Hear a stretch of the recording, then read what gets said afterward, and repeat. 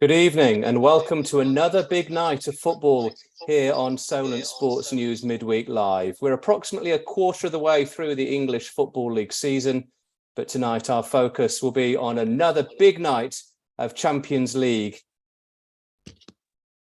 There are some huge matches involving British teams, including Manchester United and Arsenal, whilst current Italian champions Napoli are also in action, as for that matter, are Spanish giants Real Madrid. If the EFL Championship is more your thing, we'll have the game between top of the table Leicester and Sunderland also covered, plus games in Leagues 1 and 2. We'll also be keeping an eye on the goals as they go in around the rest of England, Scotland, and top European competitions. So sit back, relax, folks, enjoy the next 2.5 hours of uninterrupted sports updates, courtesy of sports journalism students at Solent University. This is Solent Sports News Midweek Live. Okay, without further ado then, let's get round the country and find out what may or may not be happening. First of all, let's go to the Championship and let's check in with our first reporter of the night, Ollie Barnard. He's watching Leicester against Sunderland at the King Power Stadium. Ollie. King Power Stadium, and last game between Leicester and Sunderland ended in a 2-0 win for Leicester, goals coming from Slimani and Vardy in that famous year they won the league. Vardy starts on the bench tonight as Leicester line up in a 4-3-3 with Hermansen, Pereira, Faze, Vestergaard, Justin in an unchanged back five. In midfield, it's Cassidy, Winks and Dewsbury Hall, and a front three of Izaku, Iheanacho and Mavididi. For Sunderland, as Patterson, Huggins, Ballin, and Hume make up the back four. There's a midfield, Bellingham and Roberts, with Clark and Equal on the wings, with Burstow up top. Eric Pat King Power Stadium. Thanks very much there to Ollie Barnard. Okay, Swansea taking on Watford at the Swansea.com Stadium. Watching for us tonight, Byron Goodchild. Yes, tonight we have Swansea City taking on Watford at, once again you said, Swansea.com Stadium. Swansea currently sits 17th in the table, while Watford are 19th. If Watford do win, they can overtake Swansea in the table. 4 formations today. Starting in goal, we have Carl Washwork. Right back is Harrison Ashby. 2 centre-backs are Harry Darling and Bashir Humphreys. Left back, we have Christian Pedersen. In the 2 centre defensive mid positions, we have Matt Grimes and Jay Fulton. Right mid, Liam Cullum. Centre attacking mid, Jamie Patterson. Left mid, Jamal Lowe and Jerry Yates up front. And that is in a 4-2-3-1 formation. Watford lineup in goal, Daniel Batchman. Right back, Jeremy Nagakia. 2 centre-backs are Wesley Hogt and Francisco Serielta. Left back, Jamal Lewis. 3 centre-mids are Ismail Kone, Jake Livermore and Edo Kayembe. Left wing, Mateus Martins. Right wing is Tom Ince, and up front is Vakun Bayo, and they line up in a 4-3-3 formation. Thanks very much there to Byron, keeping an eye on Swansea against Watford at the Swansea.com Stadium. Okay, Norwich City hosting Middlesbrough at Carrow Road. There for us, Jake Clements. Yes, welcome. It is the 60th meeting between these two clubs, with Norwich not winning most of them. It's actually Middlesbrough on 23. They won the previous meeting between these two sides at the Riverside in a 5-1 rout. Last time at Carrow Road, it was another 2-1 victory for Middlesbrough. Norwich have not won this fixture since 2020 when they won 1-0 at home. For Middlesbrough, it will be the first game in the first game since their passing of former centre-back Bill Gates, who died at the weekend. Both teams are tied on 17 points this week, and Norwich line up without their starting goalkeeper Angus Gunn, who was injured on international duty. That means a first league start for George Long.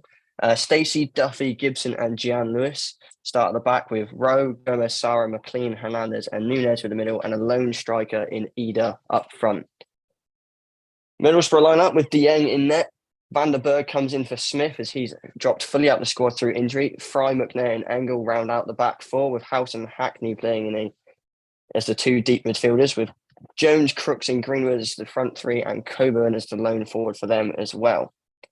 There's a stark contrast between the two clubs entering tonight's game, though. Norwich haven't won this at all this month after giving up a 2-0 lead at half-time to Leeds, and they were also leading at Coventry before an own goal by Gibson saw them draw 1-0.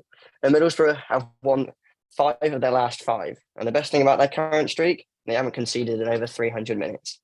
It's Norwich versus Middlesbrough at Carrow Road.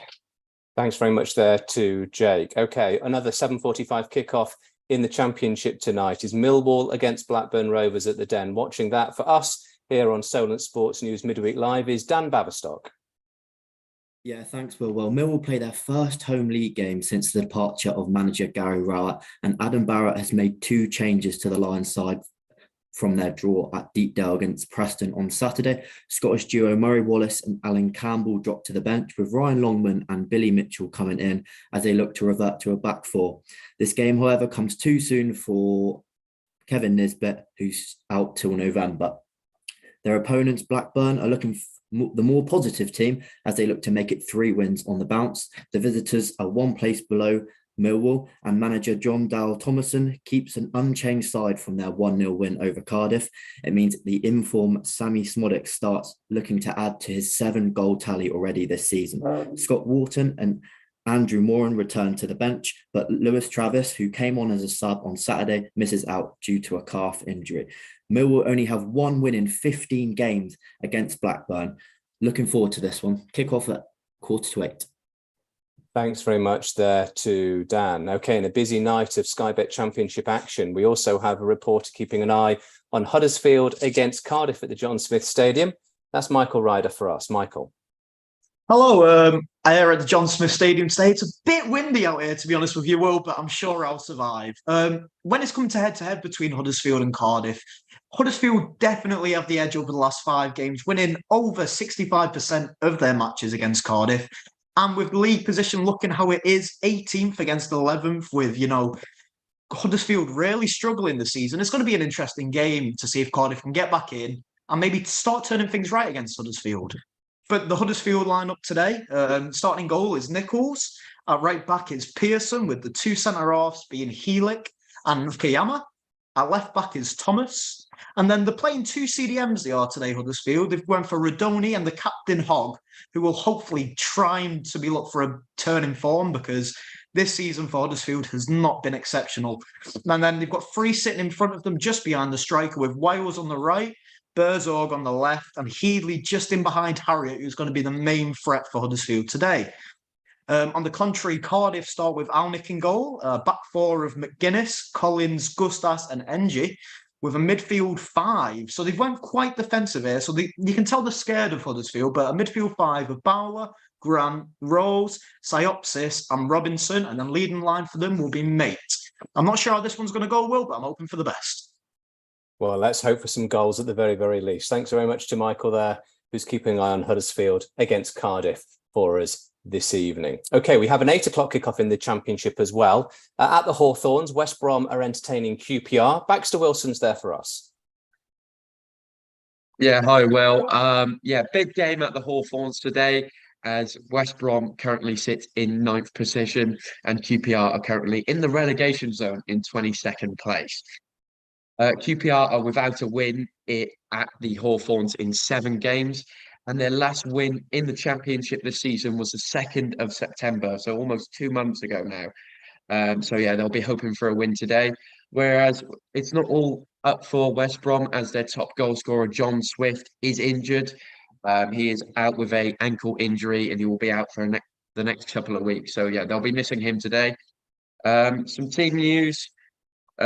Starting at the back for West Brom is Palmer, the centre-back 3 of Kipri, Bartley and Peters.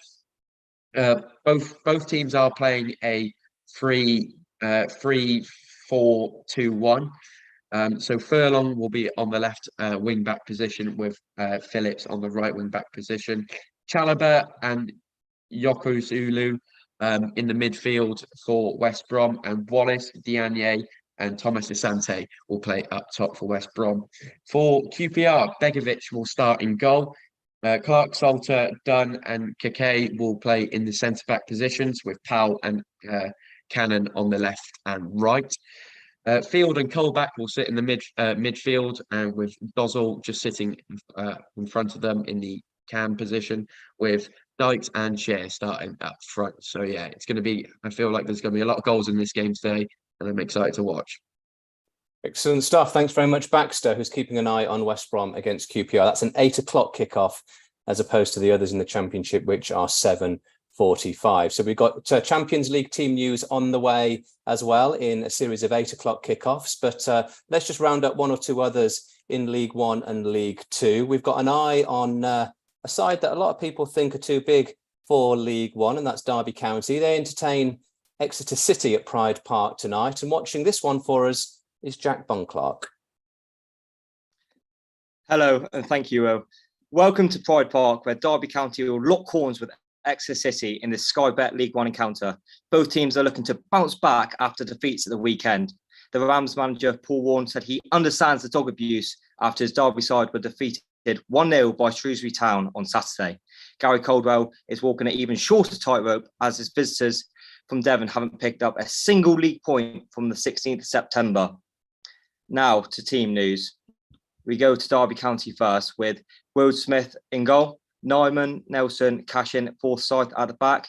We've got two in the middle with Conor Horahan playing along Max Byrne in holding centre bids. Got Wilson, Silby and Nate Maitons-Lang in the attacking three. And top goal scorer for Derby with 6 goals this season, Waghorn. Now we go to the visitors where we got Sinsalo, 3 at the back with Fitzwater, who comes in for Pierce Sweeney, Amerson, Hartridge, and we got 4 in the middle with Harper, Carroll, Trevitt, Zach Jules, with Aitchison, Mitchell sitting behind Muscuri. Thanks very much to Jack, who's keeping an eye on Derby against Exeter City. Okay, dropping down to the 4th tier, to Sky Bet League 2. Our man Alex Isaacs is actually on location watching Swindon against Gillingham. Alex. Good evening, Will. I'm here at the Energy Check County Ground, and the teams have just walked out. The atmosphere is buzzing here. It's a home of Swindon Town Football Club and a home that has been a fortress so far this season.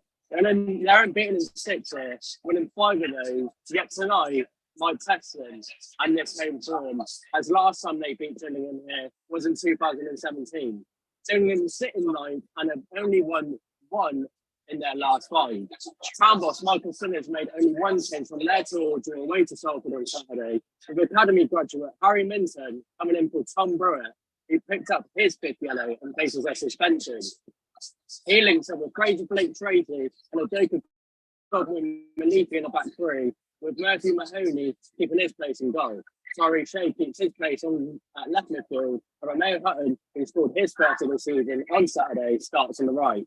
George McEachran and Saudi Khan finish up in midfield here, and then there's an attacking trio of Dan Kemp, Jake Young, and former Southampton striker who makes his 100th appearance for Swindon Town tonight, Charlie Austin. And then for Gillingham tonight, caretaker manager Keith Millen has made 2 changes to his Seals lineup that lost 2-1 away to Knox County. And these come in defence with St. Lucian right back, Shea Alexander, back to illness. So he replaces Max Clark, and Shadrach Odin is back from suspension. So he replaces German Max Amer. Connor Matheson links up with him in central defence, whilst former Millwall man and captain tonight, Scott Malone, keeps his place at left back. Jake Turner keeps his place in goal, and Ethan Coleman then starts again in a solely defensive midfielder role, whilst Dom Jeffries, Jaden Clark, Conor Mahoney, and former Robin Johnny Williams make up a midfield 4. McCordy Bone then keeps his place up top on his own, despite only netting 3 in 13. It's Swindon Town versus Gillingham here at the county ground. Thanks very much there to Alex on location watching Swindon against Gillingham. So we've got reporters watching the Championship games between Leicester and Sunderland, Swansea and Watford, Norwich taking on Middlesbrough, Millwall v Blackburn, Huddersfield against Cardiff, and in an 8 o'clock kickoff, West Brom against QPR. So most of those Championship games have just kicked off. In League One, Derby County against Exeter, and just to recap, Swindon against Gillingham. In a series of 8 o'clock kickoffs tonight, though, in the UEFA Champions League, we've got reporters at Man United, Seville, Lens, Braga, Union Berlin and Benfica. To the first of those, then, we go to Group A, Manchester United entertaining FC Copenhagen at Old Trafford. Callum Bates watching this one for us. Yeah, thank you, Will. Manchester United haven't got up and running in this group as of yet. Andrea Onana in net still. Diogo Dalot, the only available right back still. Rafa Varane comes back in. He missed out against Sheffield United due to injury. Harry Maguire keeps his place after his man of the match performance. Sergio Reguilon returns from his injury over the international break. Sofian Amrabat on his loan continues his place in such a defensive midfield with Casemiro out due to suspension. Scott McTominay keeps his role in that 8 role. Ahead of them, Bruno Fernandes, and Anthony, Marcus Rashford, and Rasmus Højlund. As for Copenhagen, you've got Grabber in goal. You've got Ankerson at right back. They're playing a 4-3-3.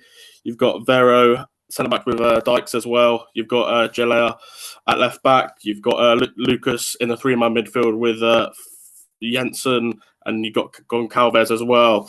You've got a former Southampton player, Mohamed El-Anusi on the right. You've got Victor, the captain, Klaassen up top, and you've got Elias on the left. We will see if Manchester United can keep up their bad run of form in the Champions League.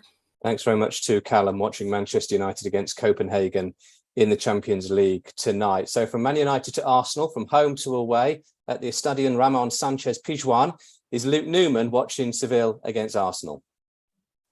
After drawing 1-1 to Real Madrid, David Alonso has named an unchanged side for his first Champions League game. Nyland starts in goal, Jesus Navas, Sergio Ramos, Gudelj and Acuna start in defence. Sau, Samare and Rakitic start in midfield. Luca Bacchio, En-Nesyri and Ocampos lead the line in attack tonight. Arsenal are also coming off the back of a draw after finishing 2-2 against Chelsea on the weekend. Mikel Arteta has made one change for tonight's game. David Raya remains in goal. Ben White, Saliba and Gabriel remain in defence, with Tomiyasu being the only change as he comes in to replace Alexander Zinchenko. The midfield remains untouched as Martin Odegaard, Jorginho and Declan Rice start. Arsenal's top goalscorer, Bukayo Saka, starts once again with Gabriel Jesus and Gabriel Martinelli also remaining in the starting 11. At the Estadio Ramon Sanchez Pizjuan, it's Sevilla against Arsenal. Thanks very much there to Luke. If any goals go in for Arsenal or for Man United, of course, we'll bring it to you here on Solent Sports News Live. Okay, elsewhere in Group B, the same group as Seville and Arsenal, is Lens against PSV at the Stade Bollaert d'Elysée. Charlie Clayton watching this one for us. Thank you very much, Will. If contradiction isn't a word to describe this match, I don't know what is. Teams at Lens currently sit top of the group, whilst PSV sit fourth, but in their leagues, it's a whole different story, as PSV are unbeaten and top of the Eredivisie, whilst Lens sit 15th from Ligue 1. As for team news, Lens have made one change from their win against Arsenal last match day. Angelo Fulgini comes in for Adrian Thomasson. Lens with Brice Samba in goal. In defence, you've got Jonathan Gradic, Kevin Danso and Facundo Medina. In the midfield, we've got David Machado, Salis Adol Samid, former Leicester midfielder Mpalius Mendy, and Zemshaw Frankowski on the right. Florence Satoka, Angelo Fulgini and Elia Wahi complete the attack for RC Lens. As for PSV Eindhoven, Peter Bosch has made one change as well as Frank Hazer. He's making an enforced change with Noah Lamb picking up a hamstring injury just a couple of weeks ago. Herbert Lozano takes his place. Walter Benitez starts in goal. In the defence, you've got Jordan Teze, Andrea Romaglio Silva, Olivier Bichagli and Serginho Dest. To make up the midfield, it is Joey Veerman, Jordi Schouten and former Rangers midfielder Malik Tillman. And to complete the front three, it is Herbert Lozano, Johan Bakayoko and Luke de Jong. Charlie Clayton, Solent Sports News. Thanks very much to Charlie. We'll continue with the Champions League games in a moment or so, but there's already goals going in the 7:45 kickoffs in the Championship. So let's go back to the first goal of the game. It's gone in at the Den between Millwall and Blackburn. Who scored it, Dan? Yes, it's managerless Millwall who have taken the lead. They're really dangerous from set pieces, only 12 goals this season, but 3 of them have come from set pieces. They've just added a one within the opening 3 minutes. It was a free kick whipped in by former Leeds player Joe O'Brien. A little scuffle in the defence, a few little pinballs around, and Wes Harding, who moved from Rotherham in the summer, nets his first Lions goal as it's squeezed under goalkeeper Leopold Woolstead. It's currently Millwall 1, Blackburn 0, only 4 minutes played here. Thanks very much to Dan. So a goal already in the game in the Championship between Millwall and Blackburn. There's also been a goal in another 7:45 kickoff at the other end of the country this time. Huddersfield against Cardiff. Over to Michael Ryder with a goal in that match. Hello, Will. It was a fast start to the game. Huddersfield had the kickoff, and they've just tried launching the ball forward, but Cardiff defend resiliently. And it's basically the first attack of the game. They work it down the right-hand side. It's lovely play from Psyopsis into Robinson, back out to Psyopsis, takes it on the touch, whips it in. It's the first touch by Robinson. Lovely, cushions it just in front of him. And it's an exquisite back heel into the bottom corner in the first minute of play. I wasn't expecting this, Will. 1-0 Cardiff. There you go. Just goes to show, doesn't it? Often early goals make good games, or indeed maybe even the other way around, who knows. But goals nonetheless in the game between Cardiff and Huddersfield. So Cardiff leading Huddersfield by 1-0. Millwall beating Blackburn by 1-0, and the other two 7:45 kickoffs in the Championship: Norwich 0, Middlesbrough 0, and Swansea 0, Watford 0. Okay, goals as they go in, and we'll keep you up to date here on Solent Sports News Midweek Live. Let's get back to the Champions League previews, though. We got as far as Lens against PSV. In Group C now, Braga entertaining Spanish giants Real Madrid at the Estadio Municipal. Dan Williamson is watching this one for us. Thank you, Will. I'm currently here at the Estadio Municipal, where Braga are taking on Real Madrid. Braga are currently 5 games unbeaten in all competitions and sit in third place of the Champions League group after a win against Union Berlin last time out. Whereas Madrid are also currently on a 5-game unbeaten run in all competitions and have won both games so far in the Champions League group, placing them at the top of that group. For team news, starting with the home side, we have Magalhaes in goal, a back four of Borja, Niakite, Satsi, and Mendes, 2 CDMs, Carvalho and Mizrahi, 3 attacking midfielders, Diallo, Salazar, and Horta, and a lone striker of Simon Banza. Whereas Real Madrid are starting out with a 4-3-1-2, in goal, Kepa Arrizabalaga, a back four of Carvajal, Nacho, Rudiger, and Garcia. Fran Garcia making his first start in the Champions League so far. A midfield 3 of Valverde, Modric, and Camavinga. Centre attacking mid, Jude Bellingham, and 2 strikers of Vinicius Jr. and Rodrigo. Kickoff is approximately 5 minutes away here at the Estadio Municipal. Great stuff. Thanks very much to Dan, who's keeping an eye on Braga against Real Madrid in Group C. Also in Group C, he touched upon a couple of those names already at the Olympiastadion in Berlin, Union Berlin, where they're playing their home Champions League games this season, are taking on Italian champions Napoli. Jacob Czekelski is watching this one for us here on Solent Sports News.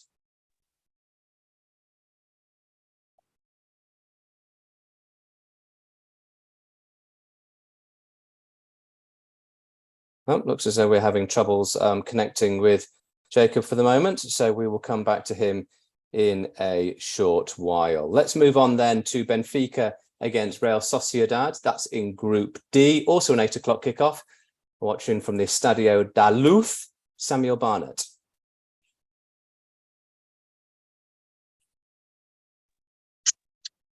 Yes, well, it's a lovely warm evening here today in Benfica.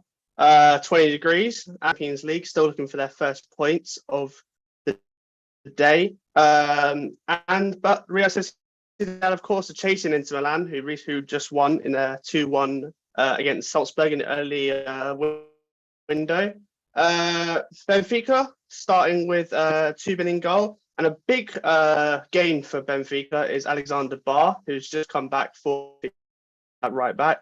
And then we have Antonio Silva, Nicolas Ondi, and Daniel Juresk at the and then David Neres, Fredericks, and up top is Ramiro in goal. Athen Munoz at left back, Lenormand and Zubidelia and Torre in the other back. Mikel Marino, Zubundi also in the midfield, and then in the front three we have Baronet, Tex, Orizabi, and Kubo. I'm quite looking forward to this one. I think it's a bit of an underrated. Thanks very much to Samuel. Apologies if you had one or two bits of distortion on that. We'll try and clean up the line a little bit and make sure that we can hear every word that Sam is saying. Let's go back now to Jacob Kachalski, who's watching Union Berlin against Napoli at the Olympic Stadion, also in Group C. Jacob. All right, well, can you hear me? We can hear you loud and clear. Lovely, lovely. So as you can see, I'm live from Olympia Stadion, home of Union Berlin rivals Hertha Berlin, where Swiss manager Urs Fischer is hoping to break his side's current losing streak of 9 games. Union Berlin are at risk as well of becoming the second German side after Schalke to lose their first 3 Champions League games tonight. Following a humiliating 3-0 defeat over the weekend to Stuttgart, the Irons played in a 3-3-2-2 formation, where there are only 2 changes now this evening. Frederick Ronno remains the first choice goalkeeper, with Robin Nock, Diogo Leite and Danilo Doecki, 3 defenders, with Christopher Trimmel at right mid, Robin Gossens on the left flank, Yannick Habra, Remy Kadira and Brandon Aronson covering the central midfield. 2 strikers today, as Geraldo Becker, Union Berlin's top goal scorer in the Champions League, being put back into the starting 11 alongside David Datro Fofana, who's still looking for his first goal. French manager Rudi Garcia has opted to stick with the Napoli side that beat Verona 3-1 over the weekend. 4-3-3 consisting of first-choice goalkeeper Alex Meriton between the sticks. Giovanni Di Lorenzo will start at right back, with Amir Romani and Natan being the 2 central defenders with Mario Rui as left back. 3 holding midfields of Johns Kajust, Stanislav Lobotka and Piotr Zielinski. Meanwhile, Napoli's menacing attack force will be completed with Kvicha Kvaratskhelia on the left, Giacomo Raspadori as a striker and Matteo Politano on the right flank.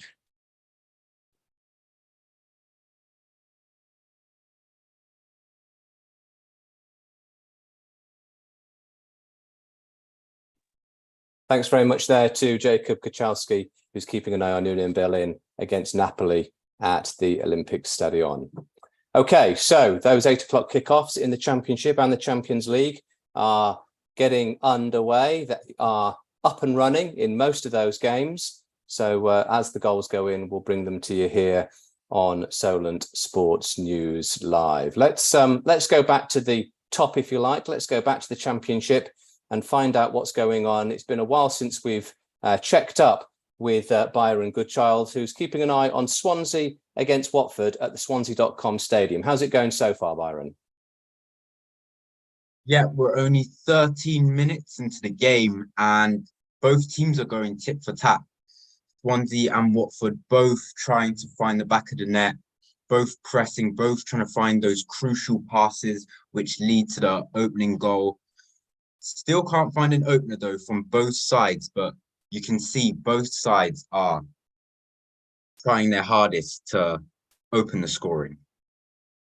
Swansea 0, Watford 0. Just about 14 minutes gone at the Swansea.com Stadium. Thanks very much, Byron. So goalless still between Swansea and Watford. It looks as though there's been a slight delay in the kickoff time at the Hawthorns between West Brom and QPR. That's going to be delayed by 15 minutes. So it's supposed to be an 8 o'clock kickoff. It now won't be getting underway until 8:15. It looks like there might have been a goal go in at the John Smith Stadium, Huddersfield against Cardiff. What, if anything, can you tell us, Michael Ryder? Well, Will, the game started off all Huddersfield, to be completely honest with you. Cardiff had that early goal early on, bit of a shock, but Huddersfield have controlled it for the last 10 minutes or so. But it's another Cardiff counter-attack with Robinson running down the right-hand side, cuts inside. He manages to get the shot off, and it's a good save by Nichols, but the goal comes from the following corner. It's just a simple ball in from Rose into Gutas's head, headed it into the far corner, 2-0 Cardiff, and it's as easy as that for them, really. It's definitely against the run of play, Will. All sorts of trouble then already early on, less than 15 minutes gone. Huddersfield trailing Cardiff by 2-0. Okay, let's check up with Jake, who's keeping an eye on Norwich against Middlesbrough at Carrow Road. Jake. Just over 15 minutes, just under 15 minutes gone here, at Carrow Road. But the home side's been majorly on top here. Middlesbrough really struggling to get out their own half. The two best chances have fallen to the Canaries, with Gomez Sarah having his shot saved from just inside the area by Seni Dieng in the goal. And then the second opportunity created this time by Sarah, his chip ball into the middle, just narrowly missed the head of Nunez, who is streaking towards the net. And the home side are well on top here, just over 15 gone here at Carrow Road. Thanks very much, Jake, keeping an eye on Norwich against Middlesbrough. Okay, let's go back to Dan Beverstock, who's watching Millwall against Blackburn. Last time we heard Millwall were leading by 1-0, Dan. Is that still the case?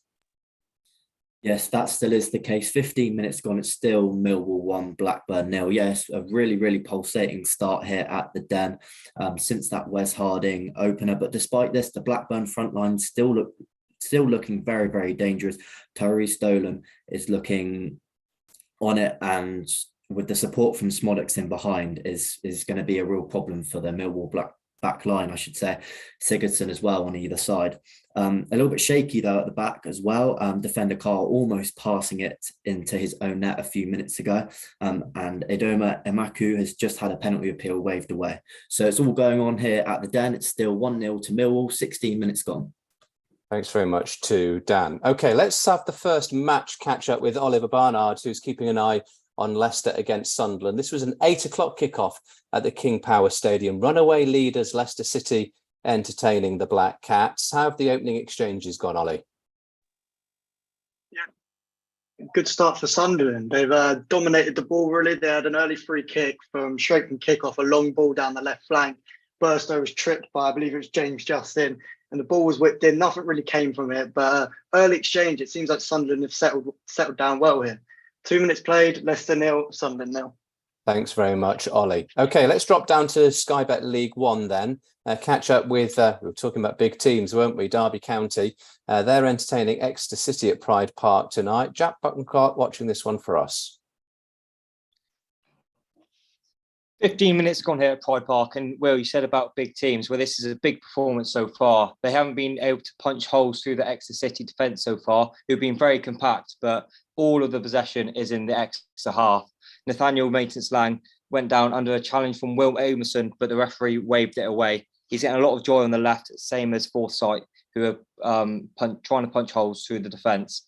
He's buzzing around the pitch and looking like a bright star for the Midland side so far. But it's currently Derby 0, Exeter City 0. Great stuff. Thanks very much to Jack. Okay, from League One, we go to League Two. Our man at the county ground, Swindon against Gillingham, is being watched by Alex Isaacs. Alex.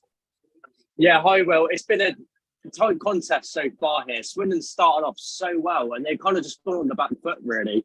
Gillingham have had 3 corners in a row, coming from an outside of the box shot from Ethan Coleman that came close, which Murphy Mahoney had to parry away.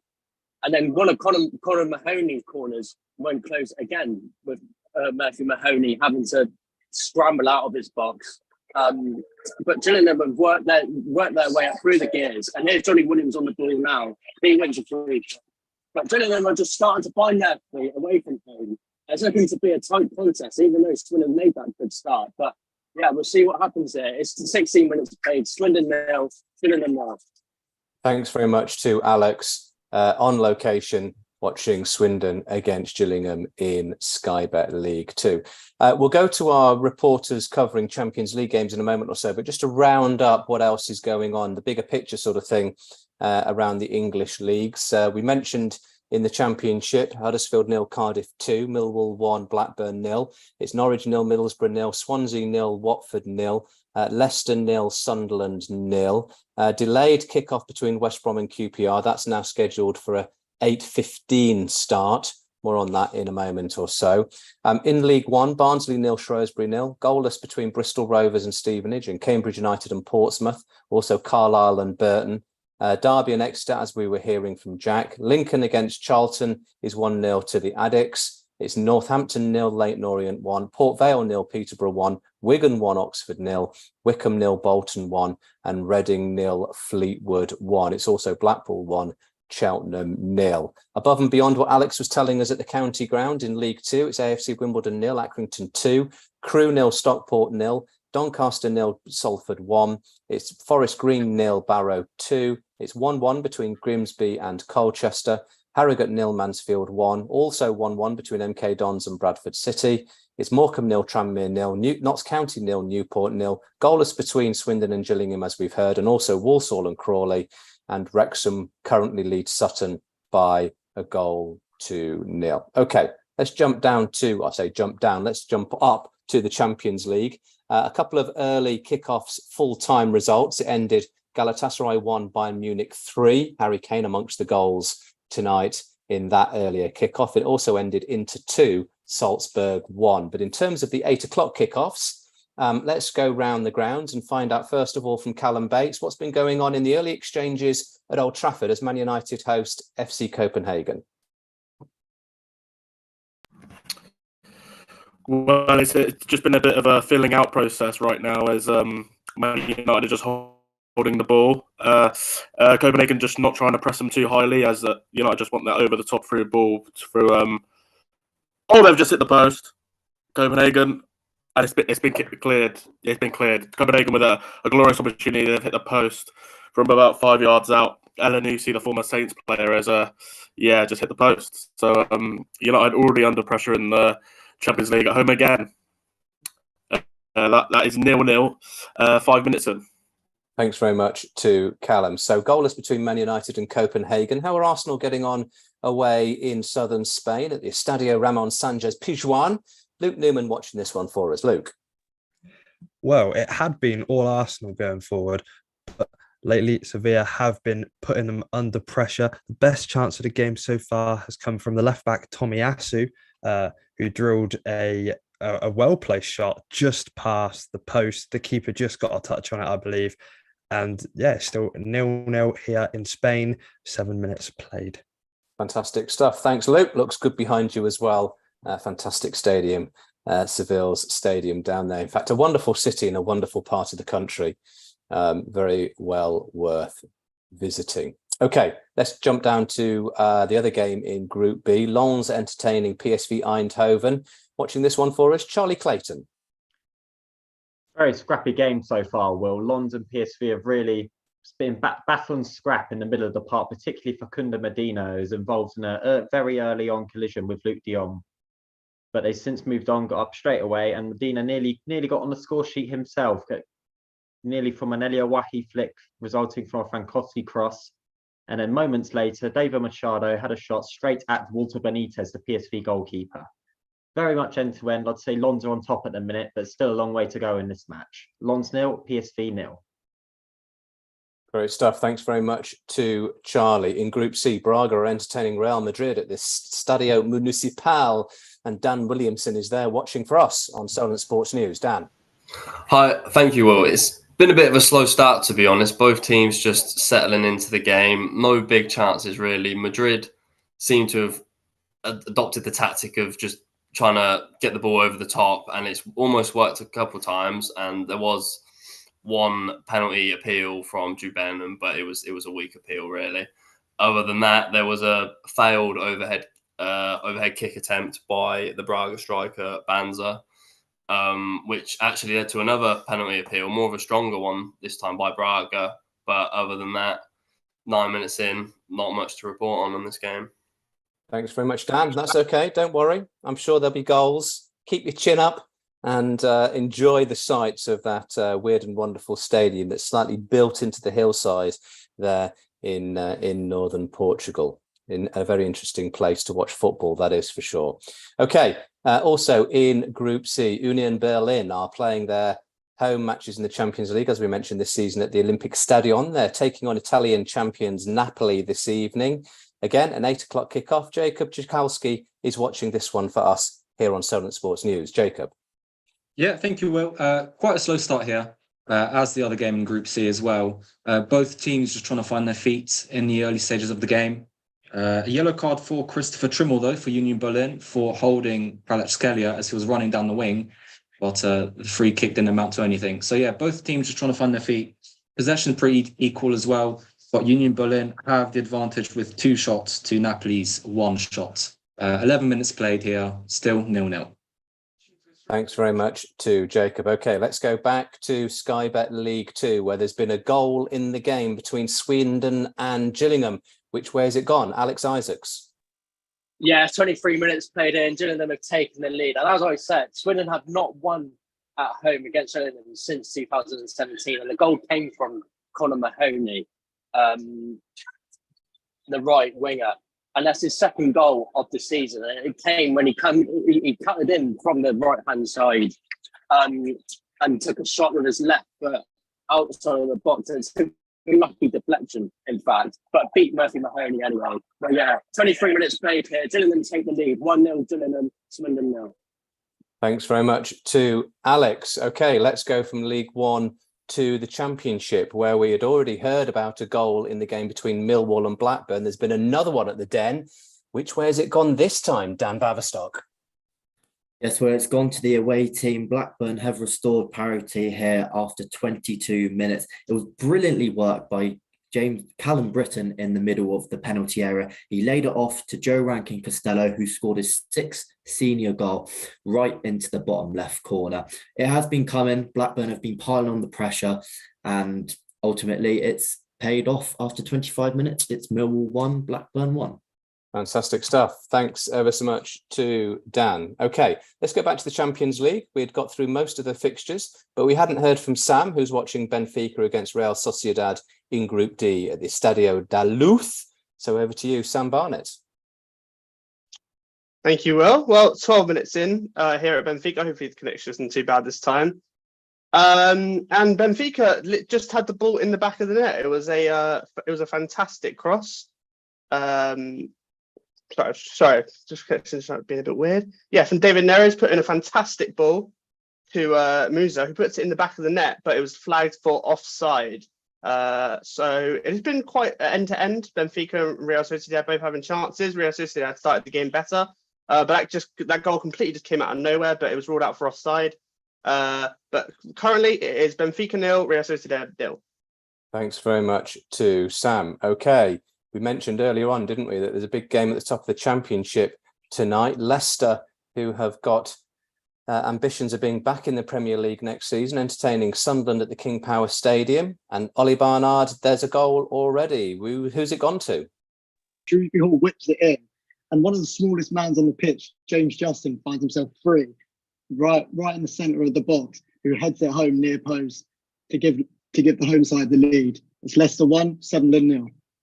That was an 8 o'clock kickoff. So Leicester leading Sunderland by 1-0 in the opening exchanges there. Thanks to Ollie.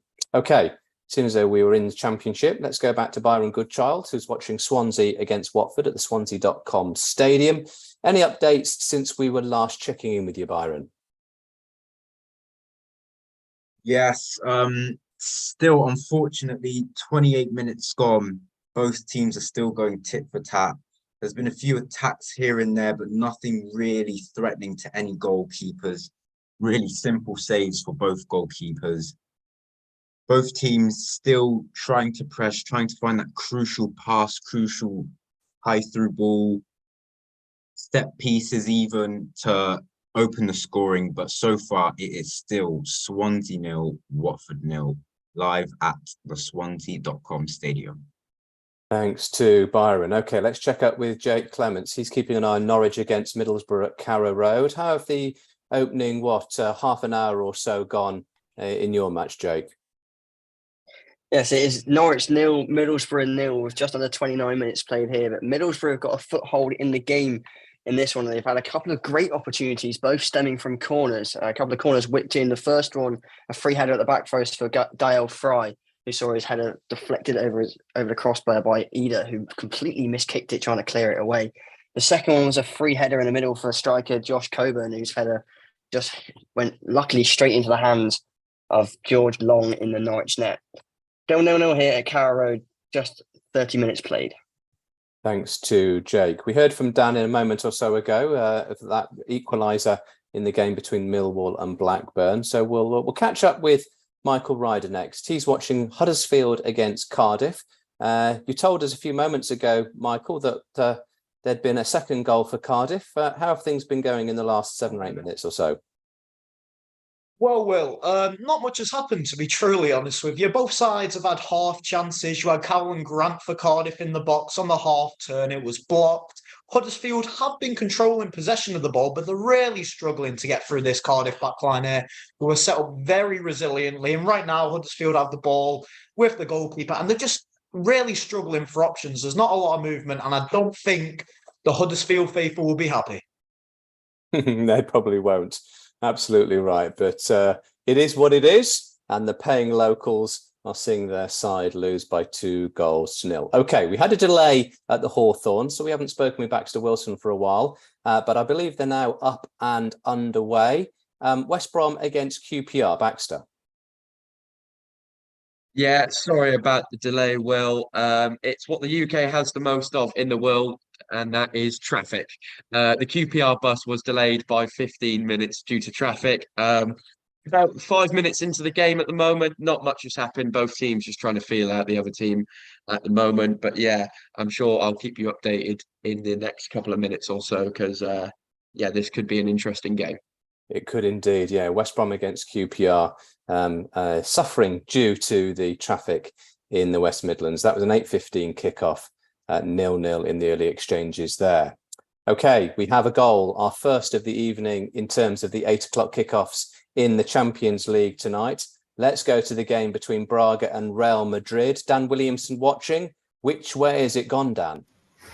Thank you, Will. It is a goal for Real Madrid. As I mentioned earlier, they seem to have adopted the long ball over the top tactic, and once again they went for it. Nacho played the long ball over the top to Vinny Jr., who ran down the left wing, got into the box, squared it to Rodrigo, who came in with a sliding tackle really, and managed to get to the ball first and slot it into the net to give Real Madrid a 1-0 lead here at the Estadio Municipal.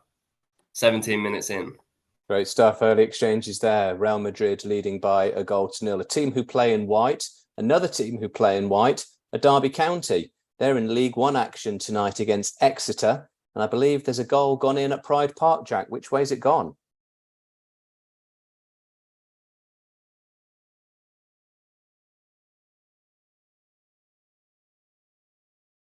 Hello, Jack. Can you hear us? I think you might have yourself, it might be an issue with the microphone. Go again.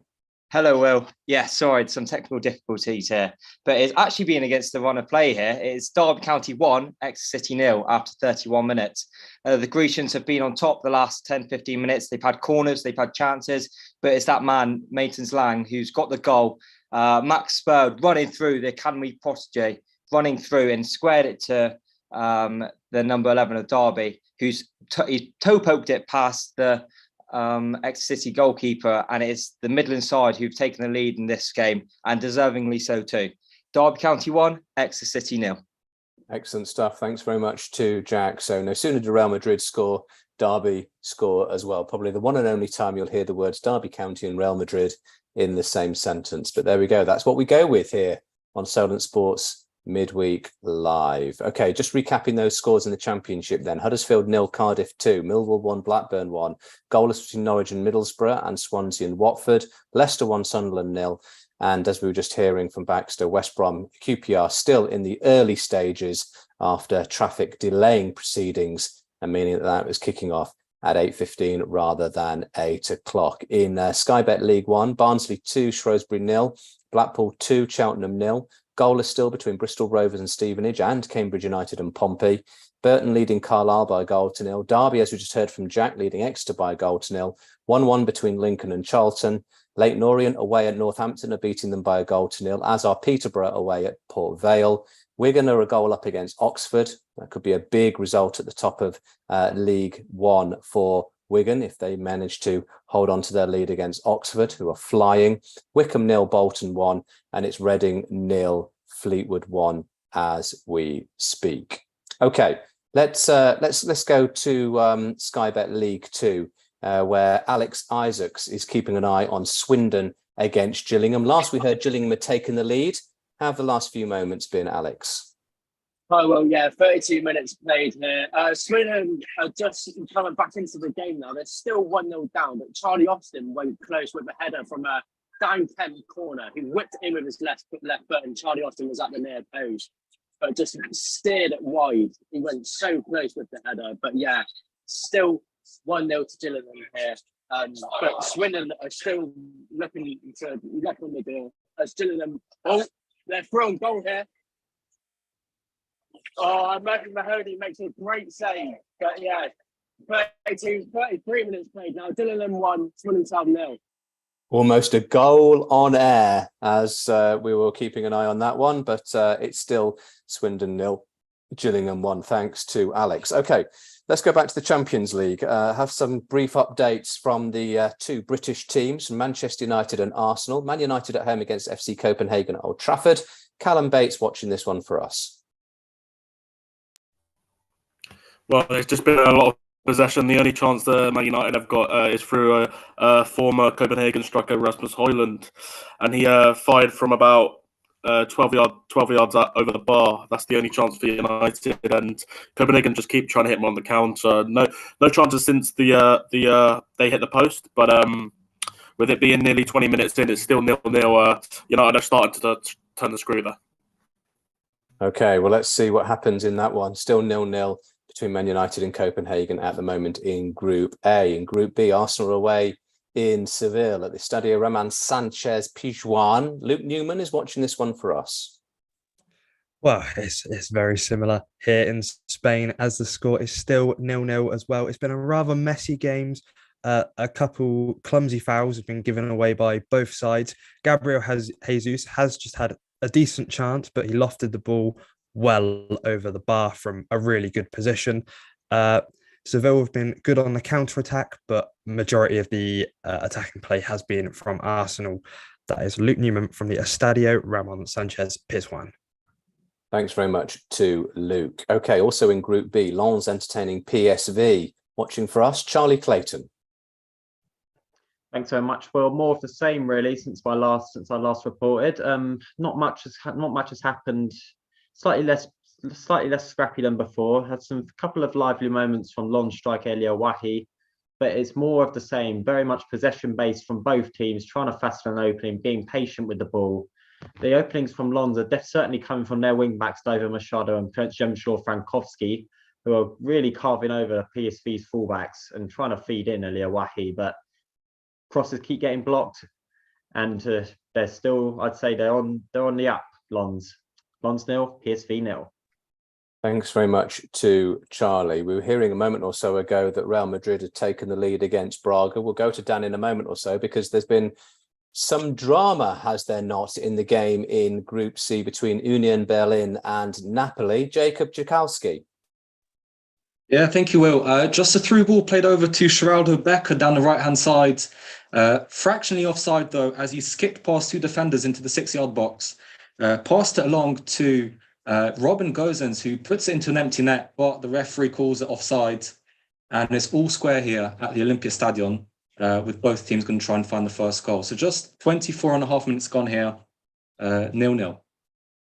Thanks to Jacob. So almost a goal, was a goal, ruled offside. So still goalless in that one. Let's go then back to the Estadio Municipal, back to northern Portugal. Braga against Real Madrid. Real Madrid still have the upper hand, Dan Williamson?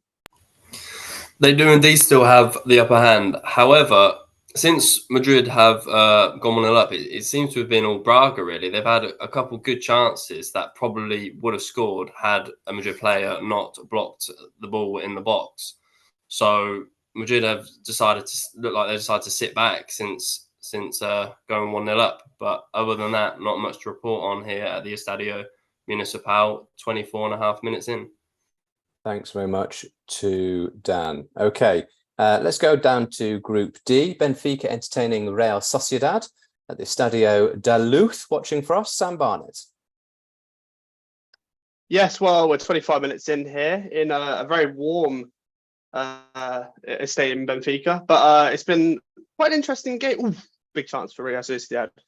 Yeah, it's been quite a pleasure to watch actually. The way Real Sociedad keeping the ball been quite amazing. Really, the pass has been fantastic. You can see why they were such a force in the Liga last season and this season. But yeah, Real Sociedad keeping the ball a lot with possession, but it just can't seem to find that key pass in the final third. Since that Benfica ruled out goal, they haven't really made any chances. But it's been a very interesting tactical game so far between the two teams. Currently still 0-0. Thanks very much there to Sam. Okay, let's go back to the Championship, back to the 8 o'clocks, or at least the 8 o'clock and the 8:15 kickoff, because they're approaching, well, certainly in the Leicester games, approaching the sort of the midpoint. Leicester entertaining Sunderland at the King Power Stadium. Last we heard, Leicester were leading by 1-0. What's the scores on the doors at the moment? Ollie Barnard. Thanks, Will. Yes, it's still Leicester winning. Since the goal, Leicester kind of get growing in confidence, dominating the ball, kind of setting up in their 3-2-4-1 shape, similar to what City and Arsenal do, with Pereira coming into midfield, sitting alongside Winks in there. And they're keeping the ball well, knocking it about. Sunderland are pressing very high, but struggling to really get the ball at the minute. 25 minutes gone, Leicester 1, Sunderland 0. Thanks very much there to Ollie. Okay, let's go then to Baxter, who's watching West Brom against QPR at the Hawthorns. This was delayed. The start of this match was delayed. So they've had about, 13, 14, maybe 15 minutes. What's been happening in the opening exchanges, Baxter?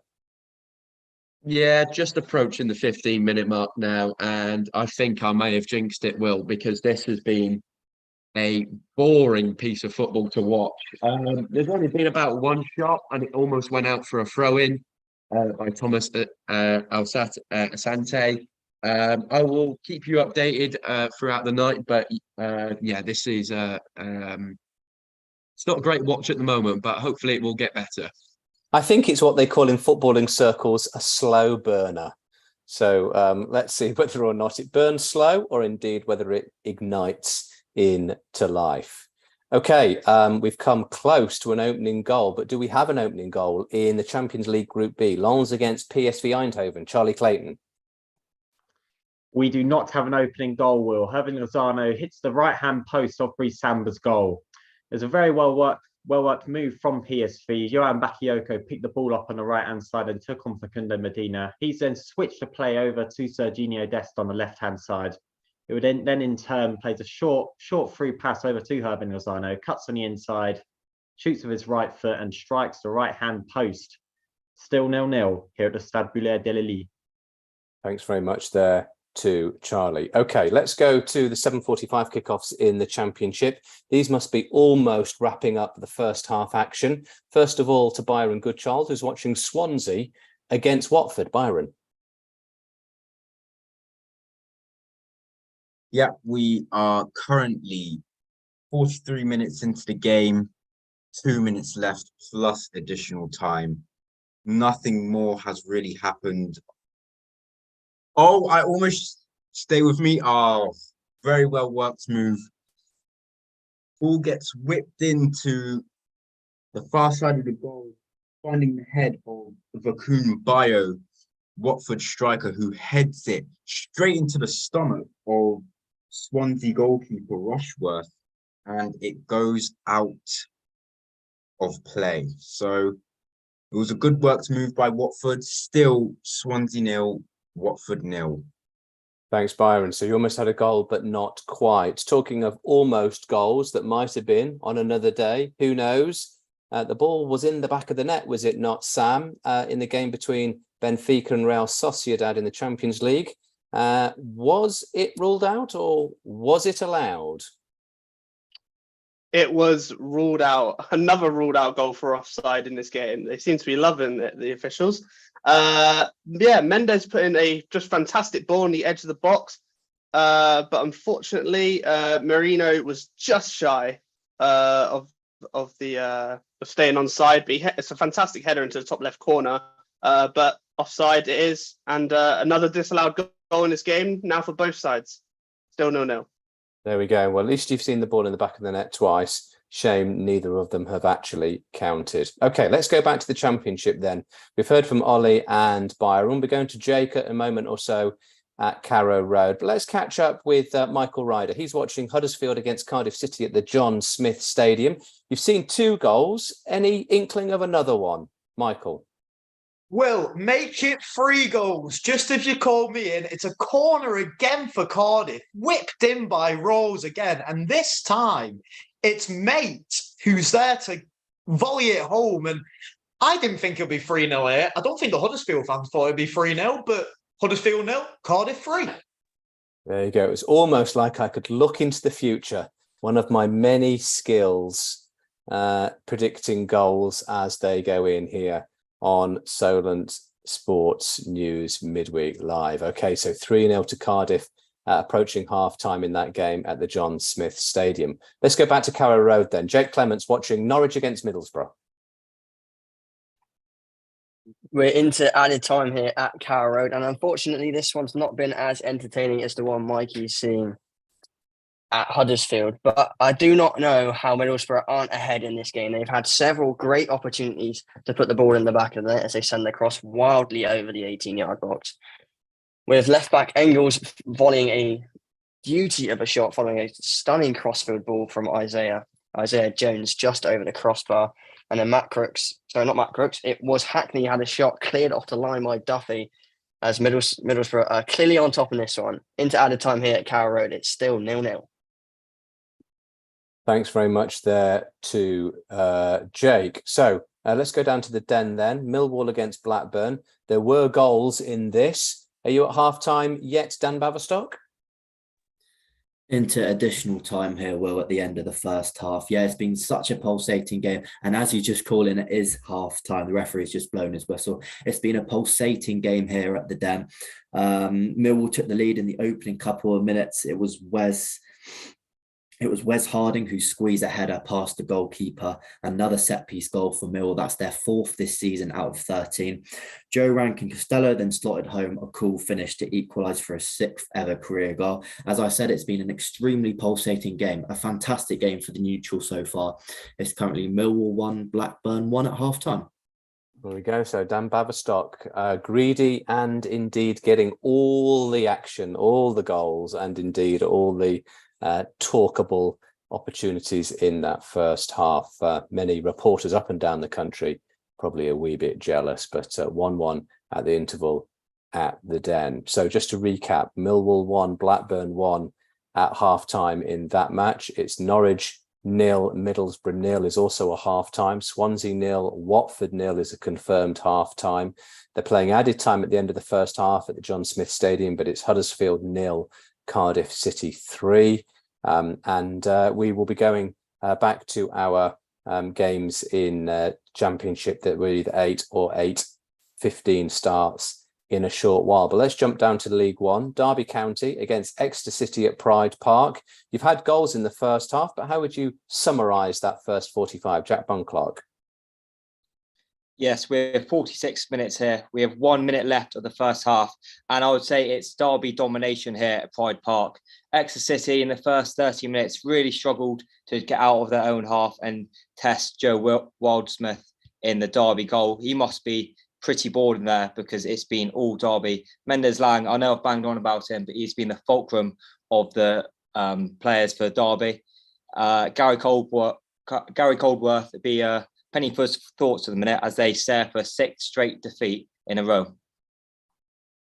Thanks very much to Jack. So approaching half-time in that one, Derby beating Exeter by a single goal to 0, 45 plus 3 as we speak. Okay, let's go down to League Two then, to Swindon against Gillingham. Our man at the county ground, Alex Isaacs.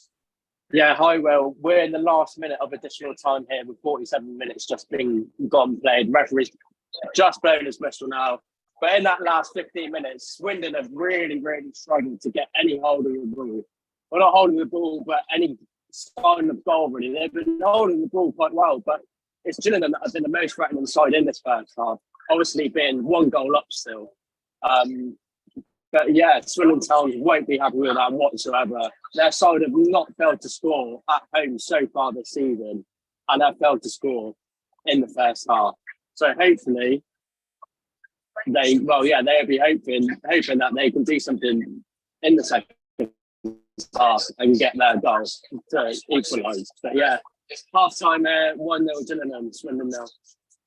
Thanks very much to Alex. Okay, so we'll let the reporters at the games in the Championship League One and League Two catch their breath in the half-time break. We'll be going back to the Championship in a moment or so, but let's jump up to the Champions League. We've already heard tonight that there was a goal already in the game between Braga and Real Madrid.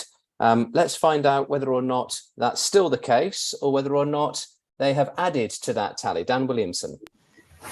Thank you, Will. Madrid just almost made it 2-0 after Camavinga picked up the ball just in his own half, just sprinted past the Braga midfield. They left him untouched. He played a ball through to Vinicius Jr., who once again squared it across the box to Rodrigo, who slotted it into an open net. However, Vinny was just offside as Camavinga played through the ball. So it's still currently 1-0 here at the Estadio Municipal, 36 minutes in. Thanks very much there to Dan. Let's go back to the top of the pile then. Certainly one of the focal points as far as we're concerned, one of the two British teams involved in Champions League action tonight. In Group A, Manchester United entertaining FC Copenhagen at Old Trafford. Callum Bates, any chance of a breakthrough? Any opportunities to talk of? Well, 35 minutes in here at Old Trafford. There was a chance about a few minutes ago where Anthony picked this ball on the right. He got it from Amrabat in the midfield. He slotted through Rasmus Højlund. Then he tries to back it back to Anthony, but it gets deflected off Scott McTominay off for a goal kick. But other than that, it looks like two sides that are just really lacking quality. Or there's a chance Højlund heads over the bar. It's 0-0, 35 minutes in. Thanks very much there to Callum, who's keeping an eye on Manchester United against FC Copenhagen, 0-0 at the moment. Any chance of a breakthrough in the game between Arsenal and Sevilla at the Estadio Ramon Sanchez Pizjuan? Luke Newman. At the moment, it's not looking likely. Arsenal have seen a lot more of the ball than Seville. They keep trying to make breakthroughs, a lot of play through Saka and Martinelli, but so far nothing working out for them when getting into or towards the box.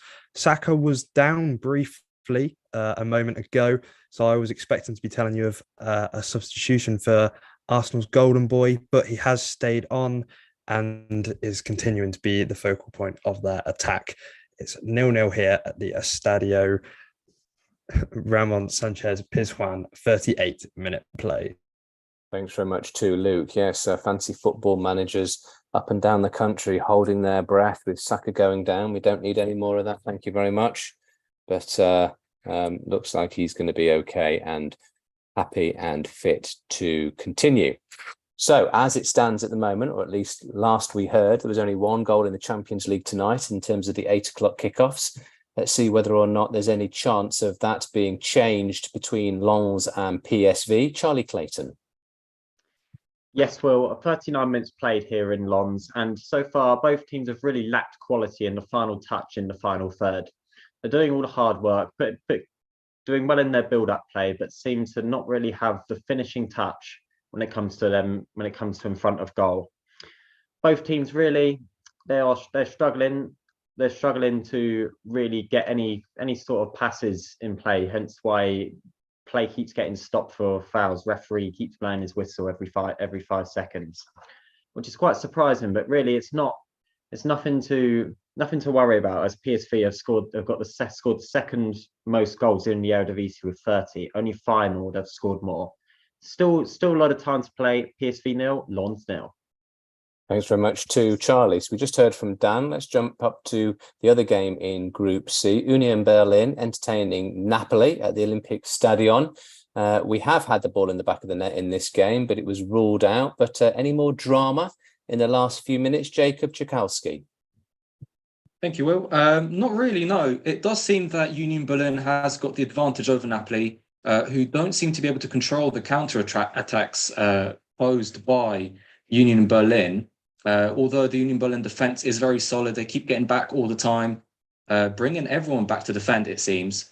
But just when they get into a beautiful position on the Napoli half, they just can't find the last pass or the shots just on target. Most of the players going through Becker, the striker on the left-hand side. Unfortunately, no one in the middle, though, to find the crosses and stuff like that. Napoli, though, trying to go from left to right, through the middle and everything, but just too many men between them and the goal to find anything worthwhile. So still just 42 minutes gone here. Still 0-0 between Union Berlin and Napoli. Thanks very much to Jacob. We'll be catching up with our last Champions League reporter, Sam, in a moment or so. But let's jump back to the Championship because we almost had the opening goal, another goal in the game between Leicester and Sunderland at the King Power Stadium. What happened, Ollie Barnard? Yes, well, it was a great chance for Leicester to double their lead. It was a lovely ball from Wes Face, the centre half, who I don't really know what happened to Sunderland's defence, but space seemed to open up and Casady drifted into it. A lofted ball into him, nodded it down to Iheanacho in the middle of the box, who struck it well with his favoured left foot, but ricocheted off the post. Still 0-0 here. Thanks very much there to Ollie. Leicester 1, Sunderland 0. In the 8:15 kickoff in the Championship, they probably played about half an hour or so. Let's catch up with Baxter, watching West Brom against QPR. Last we heard, not a huge amount had happened. Has it brightened up at all, Baxter? No, well, just like what the English do best, it's bad weather. And yeah, I'm not in a good mood, Will. I'm not in a good mood at all. This is 30 minutes in now. And we've got a yellow card for Jack Colback. And I'd have to say that is the most interesting thing that has happened so far in this game between West Brom and QPR. There've been a total of 3 shots. Only one of them had been on target. And yeah, it's a very, very, very dull night in West Brom today. And yeah, hopefully it picks up. Hopefully it does. 31 minutes gone, West Brom 0, Queen's Park Rangers 0. There's hope. It's the hope that kills us, isn't it, Baxter? But there's hope. And whilst there's hope, you've got to keep going. Absolutely right. Okay, back to the Champions League then. Let's catch up with Sam watching Benfica against Real Sociedad. Yeah, well, just a few minutes off of half-time here, and it's just been complete Real Sociedad domination, really. Oh, it's a great chance. Oh, great tackle from Nicolas Otamendi there, the veteran centre-back. Yeah, it's just been mainly just Real Sociedad domination throughout the whole half. 2 kind of penalty calls for Real Sociedad, but both weren't given. Don't think they should have been given, really. They're both kind of just balls that were smashed upon the hand. Would have been very unfair. But Real Sociedad just have a quarter at the moment, but we're just coming into half-time in a couple of minutes. Still 0-0 here. Thanks very much there to Sam. Okay, let's wrap up what's been going on up and down the country as matches are entering half-time, already in half-time, or about to start the second half. In the Champions League then, let's start from the top, if you like, of English football, European football rather. Earlier on, it ended Galatasaray 1, Bayern Munich 3. That was a 5:45 kickoff. Coman, Kane and Musiala were amongst the goals for Bayern Munich. Icardi getting a penalty for Galatasaray, so fairly easy and straightforward victory there for Bayern Munich. Inter also beat Salzburg by 2-1, so they're both full times. Galatasaray 1, Bayern Munich 3, and Inter 2, Salzburg 1. Approaching half-time, or at half-time in the Champions League, Benfica 0, Real Sociedad 0, Braga 0, Real Madrid 1, as we heard earlier on in the evening. Rodrigo scoring for Real Madrid. That's the difference between the two teams at the moment. Lens PSV is goalless, as is Man United against Copenhagen, Sevilla against Arsenal, and Union Berlin against Napoli is also goalless. In the Championship this evening, there's all sorts of funny time kickoffs due to traffic and later kickoffs anyway. But in terms of half times, it's half time Huddersfield 0, Cardiff 3. Millwall 1, Blackburn 1, Goalless between Norwich and Middlesbrough and Swansea and Watford. It's Leicester 1, Sunderland 0 approaching half-time, and it's currently 33 minutes on the clock. West Brom 0, QPR 0. In Sky Bet League 1, half-times, Barnsley 2, Shrewsbury 0, Blackpool 3, Cheltenham 1, Bristol Rovers 0, Stevenage 1, Cambridge United 0, Portsmouth 0, Carlisle 0, Burton 1, it's Derby 1, Exeter 0, Lincoln 1, Charlton 1, Northampton 0, Leyton Orient 1. Also half-time, Port Vale 0, Peterborough 1. It's Wigan 1, Oxford United 0, Wickham 0, Bolton 2. And approaching half-time in an 8 o'clock kickoff, it's Reading 0, Fleetwood 1. In League 2, it's AFC Wimbledon 0, Accrington 2. Goalless between Crewe and Stockport. It's Doncaster 0, Salford 2. Forest Green 0, Barrow 2. Grimsby 1, Colchester United 2. It's Harrogate 0, Mansfield 3. It's a half-time. MK Dons are beating Bradford City by 2-1 at half-time. Goalless between Morecambe and Tranmere. Notts County leading Newport by 2-0 at half-time. Swindon 0, Gillingham 1. It's goalless between Walsall and Crawley, and Wrexham are beating Sutton by 1-0. Also in the National League tonight, Eastleigh are at home and they are currently losing to Woking by 1-0.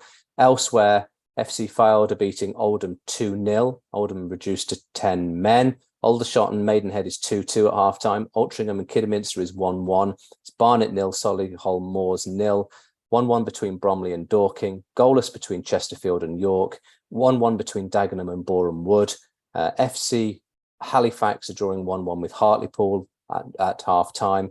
It's Rochdale 2, Gateshead 0. Early in the second half, Southend are beating Ebbsfleet by 1-0. And it's Wealdstone 1, Oxford City 1, also in the National League. You are bang up to date around the country in the games here on Solent Sports Midweek Live. Let's go back then to the Championship as there's games starting all over the place soon to be starting. Let's go first of all to the top of the pile in terms of the goals. The most goals seen by Michael Ryder watching Huddersfield against Cardiff at the John Smith Stadium. Teams out for the second half yet at all, Michael? They are not yet. We'll know. So far, both teams are still in there. I'm sure the Huddersfield team again, an absolute hammering from the manager because that was a shocking first half performance. And Cardiff, they've came here with a game plan and they've just sat back, soaked up the pressure and hit them on the counter-attack. And when you've got former Premier League players like, your Callum Robinsons, your Colin Grants, they're always going to be a threat on the counter. And that's what they've done today. But no, players not out yet. But I can imagine any minute now, Will. Okay, but certainly it's looking good for Cardiff, who are beating Huddersfield by 3-0. Let's go to Millwall, where there was a pretty entertaining first half. It's got to be said at the Den between Millwall and Blackburn Rovers. Goals as well to talk about. Dan Baverstock. Yes, Bill, just getting back underway. It's currently Millwall 1, Blackburn 1. 2 changes for the visitors at the break. Scott Wharton is on for Donheim and Arnor Sigurdsson comes off for Andrew Moran to try and grab this goal. Millwall have only beaten Blackburn once in 15 games, and Blackburn are looking to make it 3 consecutive championship victories after coming off the back of an impressive 1-0 win against Cardiff. Blackburn, before the break, were very, very much on top and looking to try and grab that extra goal to take them into the lead. 1-1 kickoff for the second half just underway. Thanks very much there to Dan. We've got goals. We've got a couple of goals going in. First of all, in the Champions League, in Arsenal's game away at Sevilla, a goal has gone in. Who's it gone to? Luke Newman. Well, it is now 1-0 to Arsenal as we enter half-time. The ref has just blown his whistle after a beautiful goal by Gabriel Martinelli. Seville were all over Arsenal. They had them boxed in, but it was a quick counter-attack from Arsenal that put them through one-on-one, and Martinelli slotted it past Seville's keeper, cool and calm. It's 1-0 here at the Estadio Ramon Sanchez Pizjuan. Thanks very much there to Luke. So approaching half-time there, Arsenal have the all-important lead. There's also been a goal in the game between Norwich and Middlesbrough in the Championship. Early doors in the second half at Carrow Road. Who scored it? Which way has it gone? Jake Clements. It's Middlesbrough 1, Norwich 0 inside the opening minute of this second half, and it's Sam Greenwood. A little bit of a mix-up at the back from Norwich as the back pass from left-back Jack Stacey was intercepted, and that sprung Matt Crooks through, then played through just in front of him Josh Coburn, and Coburn looked to his left and saw an unmarked Sam Greenwood. He squared the ball across the top of the 18-yard box, and Greenwood, the man on loan from Leeds United, made no mistake as his shot deflected in off Shane Duffy. It's 1-0 Middlesbrough, 48 minutes gone.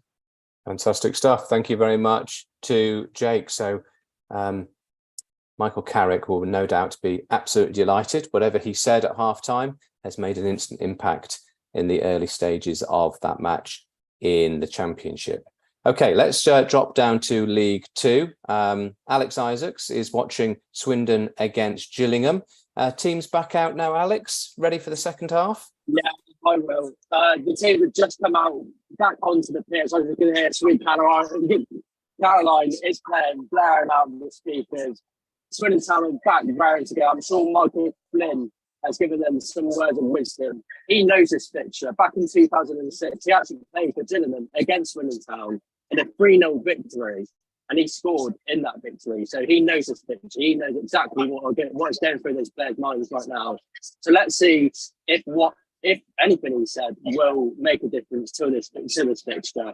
But yeah, back underway now. The ref, Peter Wright, is just about to blow his whistle. Thanks very much there to Alex. From League Two, let's go to League One. Derby County against Exeter City at Pride Park. You must be almost underway or thereabouts. Jack Bunclark. Hi, Will. Yes, we're into the 46th minute, so the first minute of the second period.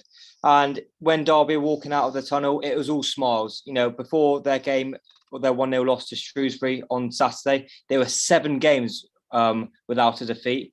And that confidence seems to be back as Paul Warren's men are looking to extend their lead and get back to winning ways tonight in Pride Park against Exeter City. Derby County 1, Exeter City 0. Early stages of the second half. Thanks very much to Jack. Incidentally, Sholing have also taken the lead in the Southern Premier League South. They lead by a goal to 0 early in the second half as well. So although Eastleigh are losing, Sholing are currently leading by a goal to 0. All right, let's go back to the Championship then. We've heard about what's been going on between Leicester and between Norwich and Middlesbrough, and also Millwall and Blackburn. And we've heard about Huddersfield and Cardiff. Let's go to where should we go? Let's go to Swansea. Swansea against Watford. Byron Goodchild. Yeah. 5 minutes, into the second half. Still Swansea 0, Watford 0. There was a change at the beginning of the second half made by Watford. That was Mateus Martins. He came off to be replaced by Sema. There was a yellow card for Swansea's Matt Grimes around maybe 3 minutes ago. Still both teams trying to find a way to break the deadlock. There was a few chances in the first half, like I said, but nothing too threatening. Swansea 0, Watford 0. Hopefully we can get a goal in the second half. Let's hope so. Absolutely right. Well, a man that saw goals and action and was cock-a-hoop about his first 45 was Dan Baverstock, watching Millwall against Blackburn at the Den. And there's been an early goal in the second half as well, Dan. Who scored it? Which way's it gone? Oh, what an unbelievable goal by Callum Britton. He got the assist for Rankin Costello in the first half, and Blackburn have started with a bang in the second half, contrasting to what they did in the first after Millwall took the lead. It was a fantastic ball from James Hill from the edge of his own penalty area. He whips the ball to Britton, who is on halfway. Britton takes the ball all the way to the edge of the box, cuts inside on his left foot, and unleashes a fantastic shot into the top left corner. Nothing the keeper could do. It's 51 minutes played, and it's 2-1 to Blackburn. What a game. Fantastic stuff. Does sound like a good game, and sounds like a Bobby Charlton-esque goal into the top corner as well. So probably one worth watching a little bit later on the highlights, thanks to Dan, who's having all the action, all the fun, all the games, all the goals in the game between Millwall and Blackburn Rovers. Okay, let's go back to the John Smith Stadium. Michael Ryder watching Huddersfield against Cardiff. Michael.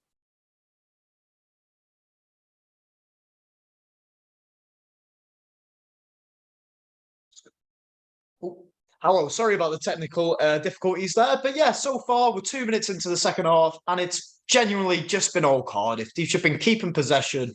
Huddersfield struggling to even get a foothold on the game at the moment, but they've got an attack at the moment that's blocked. Yeah, Huddersfield just haven't created enough this game. And the fans, I mean, there were more people in the stadium than there are now, and it's only half time. And if it keeps going at this rate, it'll be empty by 60 minutes. Huddersfield 0, Cardiff 3. Well, there you go. That's something to hang your hat on, isn't it? Huddersfield losing by 3-0 at home. Well, he was a little bit down in the mouth, wasn't he, last time we heard from Baxter Wilson watching the delayed started game between West Brom and QPR at the Hawthorns. The traffic was causing problems. The rain was coming down. Wasn't very happy, was he? Has he got anything worth talking about as they approach the end of the first half, Baxter? Well, to put it nicely, it's like watching paint dry. West Brom are dominating this game, but they've just got nothing going forward. In the final third, they're controlling the ball in the midfield and in the defence, but as soon as they get into that attacking third, they've got no output. I think there was just a shot then, but it went nowhere near the goal. And that has been the most exciting thing since you last came to me. So still 0-0, and it's just about to hit the 45th minute mark. Great stuff. Well, I say great stuff.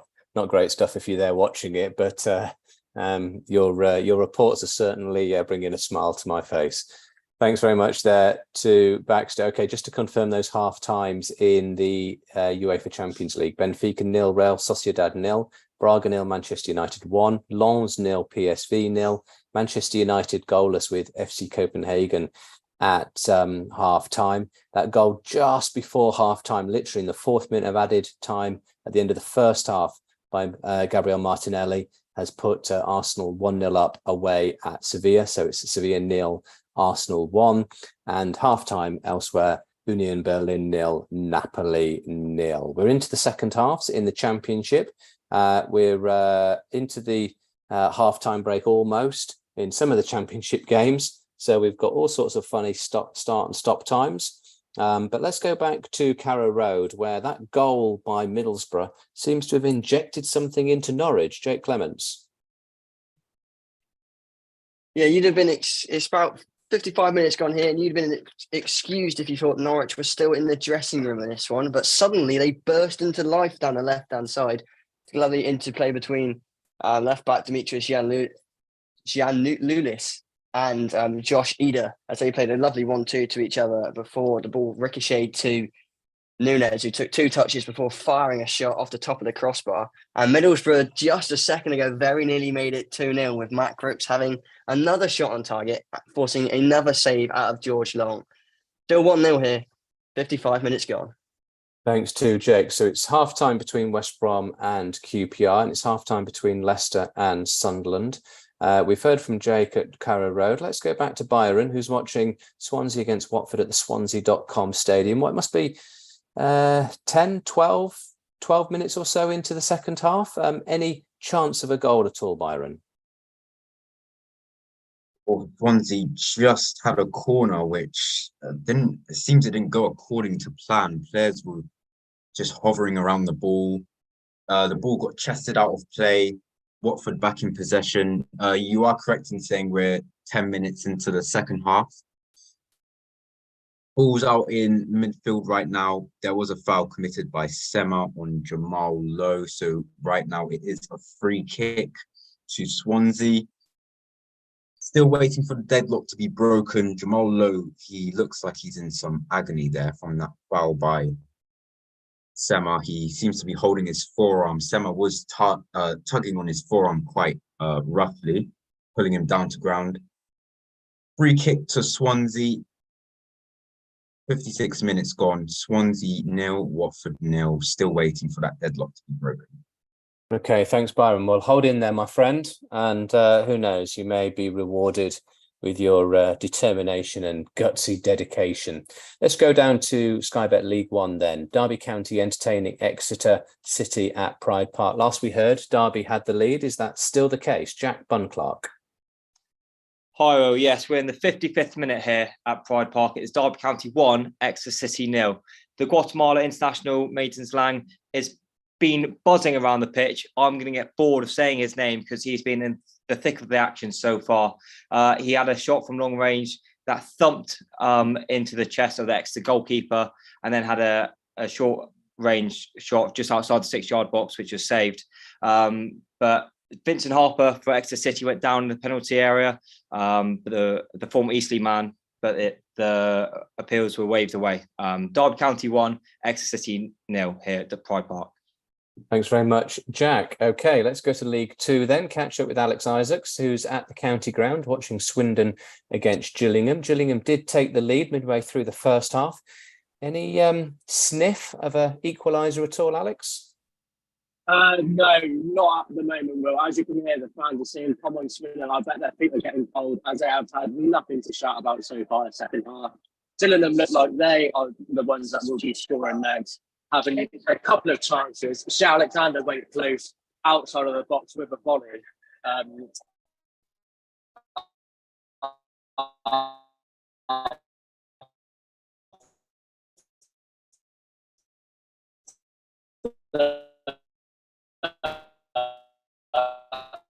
Corner. But yeah, 10-0, Gillingham 1. Thanks very much there to Alex. It looked as though for a moment we were going to get a goal, but it wasn't to happen. So still Swindon 0, Gillingham 1 as we speak. Okay. Although they're half times, let's go back to the Champions League and catch up with our reporters watching the two British teams, the two English teams, Callum and Luke, watching Manchester United and Arsenal respectively. Callum, 0-0 at half time. What do Manchester United really need to do in this second half then, or when the teams come out, to try and force things and get that opening goal against FC Copenhagen? Well, yeah, still half time here. They're just coming out now, but I just think they need to move the ball a bit more quicker. They're just being a bit passive, just trying to keep using the wingers. They're both wanting to come inside. There's not a lot overlapping from the fullbacks. They look a bit timid, a bit afraid, might I say, of Copenhagen, which is probably the worst team in the group at the moment. But you could say that's obviously Man United right now when they sit bottom. But yeah, it looks like they're making a change. Christian Eriksen coming on for someone in the midfield. I would think it's probably Scott McTominay, but I'll make sure I get back to you on that change. Still 0-0, just about half time. It's just about to begin. Okay, great stuff. Thank you very much, Callum. So much needed improvement by Manchester United in the second half. Substitutions do look as though they are about to take place. Well, we heard from Michael Ryder in the first half and indeed early second half saying that the Huddersfield Town faithful were exiting in their droves after seeing their side go 1-2, then 3-0 down. It looks as though the ground is going to be empty by 90 minutes. Michael. Yes, Will. So second half's begun. Like I said, it was all Cardiff controlling possession, and they get a free kick on the edge of the box. And unfortunately for me, because I'm so high up in the gantry, the Cardiff City shirt numbers are almost identical to their actual shirt colour. So I can't tell you right now who scored the free kick, but oh my golly gosh, Will. What a goal it was. It's about 25 yards out, centre of the goal. Whoever it was that stepped up has stepped up inside of his foot, and he's just bent it into the top right corner. Keeper had no chance. And if I was a Huddersfield fan, I'll be on the bus home now, Will. Huddersfield 0, Cardiff 4. There you are. Well, don't go anywhere just yet, Michael, because there might be more. I can tell you it's Perry NG who scored the free kick. So Perry NG getting the fourth. Huddersfield 0, Cardiff 4. Not even an hour played yet in that match. So Michael looks as though he's got all the goals tonight. And certainly it is going according to plan for the away team. It's a fantastic away result as we speak.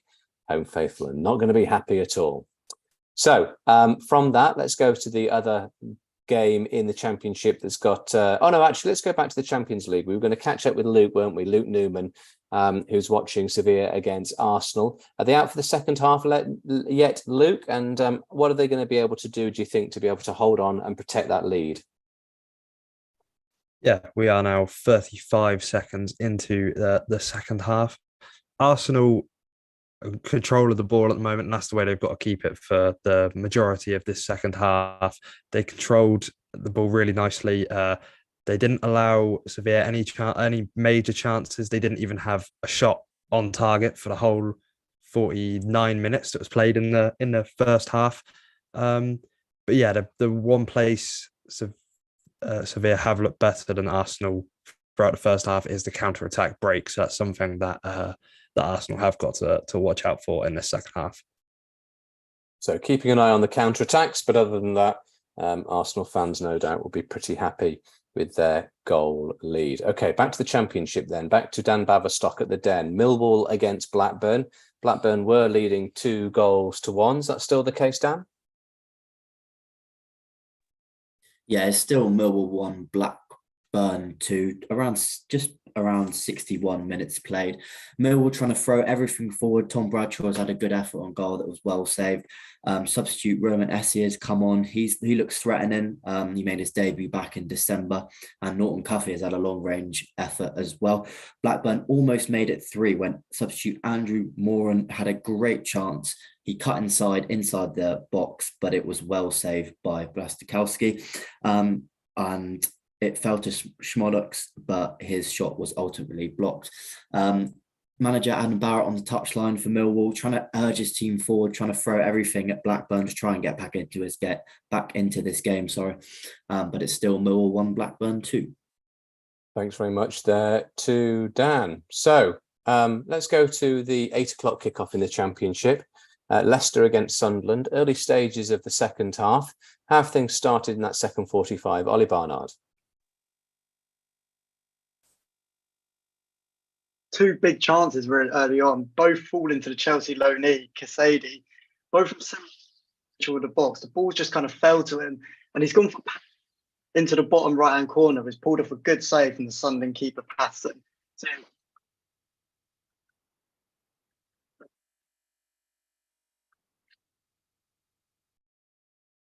Oh, looks as though we've lost Ollie for the short term. We'll come back to him, no doubt, if any goals go in that match. But 4 or 5 minutes gone in the second half. Leicester 1, Sunderland 0.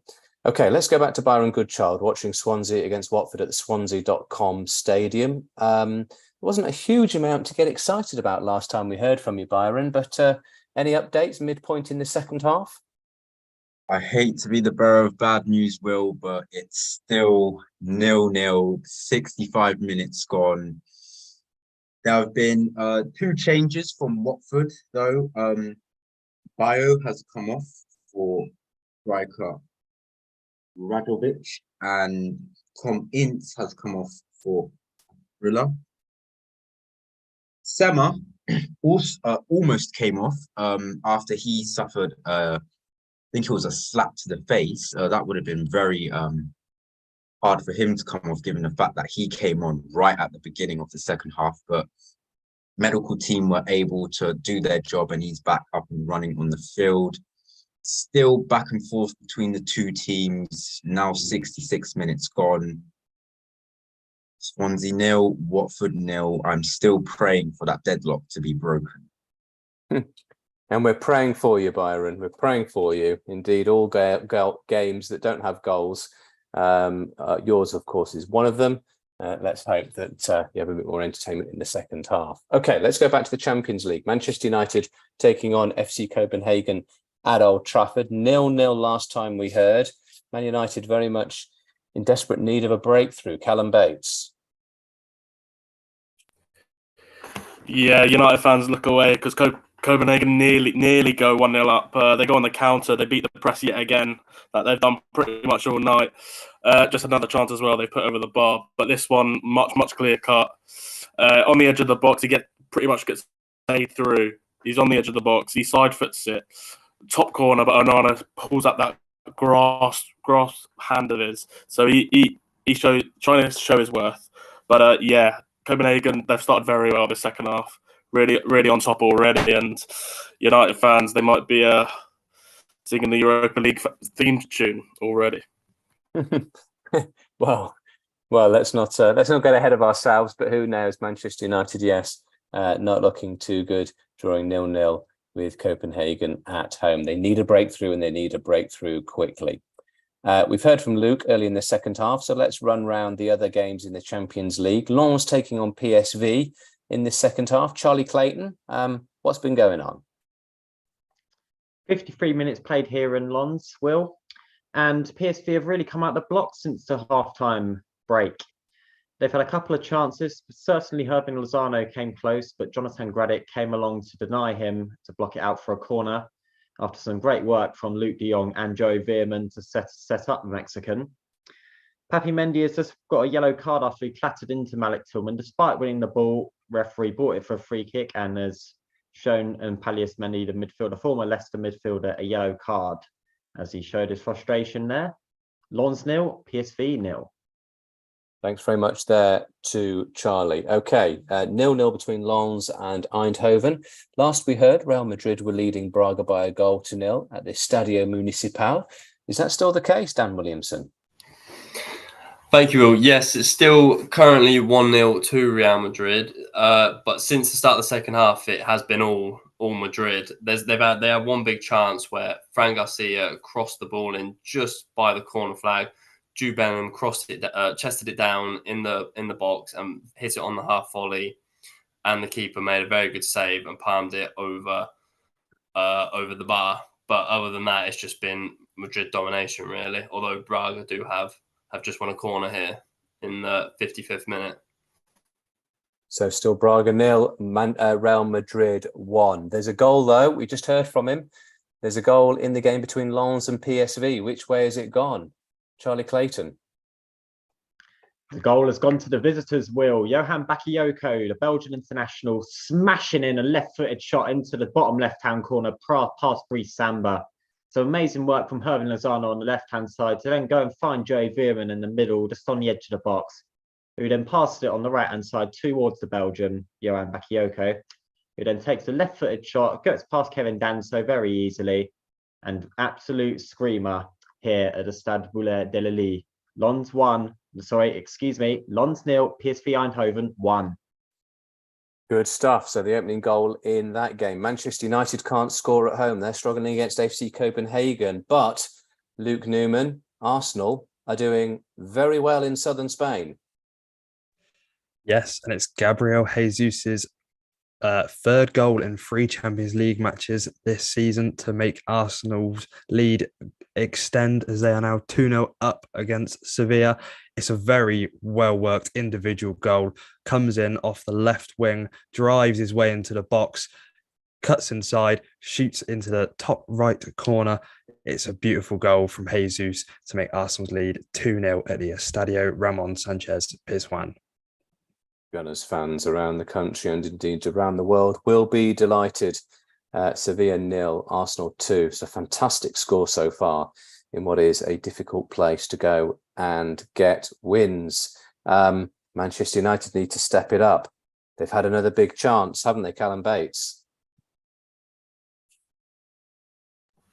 Yeah, the chance has gone to them this time. It's Rashford on this left-hand side. He gets played across by Christian Eriksen, who came on for Sofian Amrabat. It wasn't Scott McTominay, apologies. But yeah, he's on the left-hand side. He beats his man with relatively ease. And then he pulls it back. It comes back to Christian Eriksen on the edge of the box. He tries to put it bottom left corner. And the keeper just pulls out a palm for a corner. Oh, we've got some VAR decision here. You might have to come back to me. I think United players are calling for a penalty. It is 55 minutes in, still 0-0 though. Okay, we'll be back with you as soon as you know a little bit more. Goalless, 10 minutes gone in the second half. Okay, let's catch up with what's going on in the Championship then.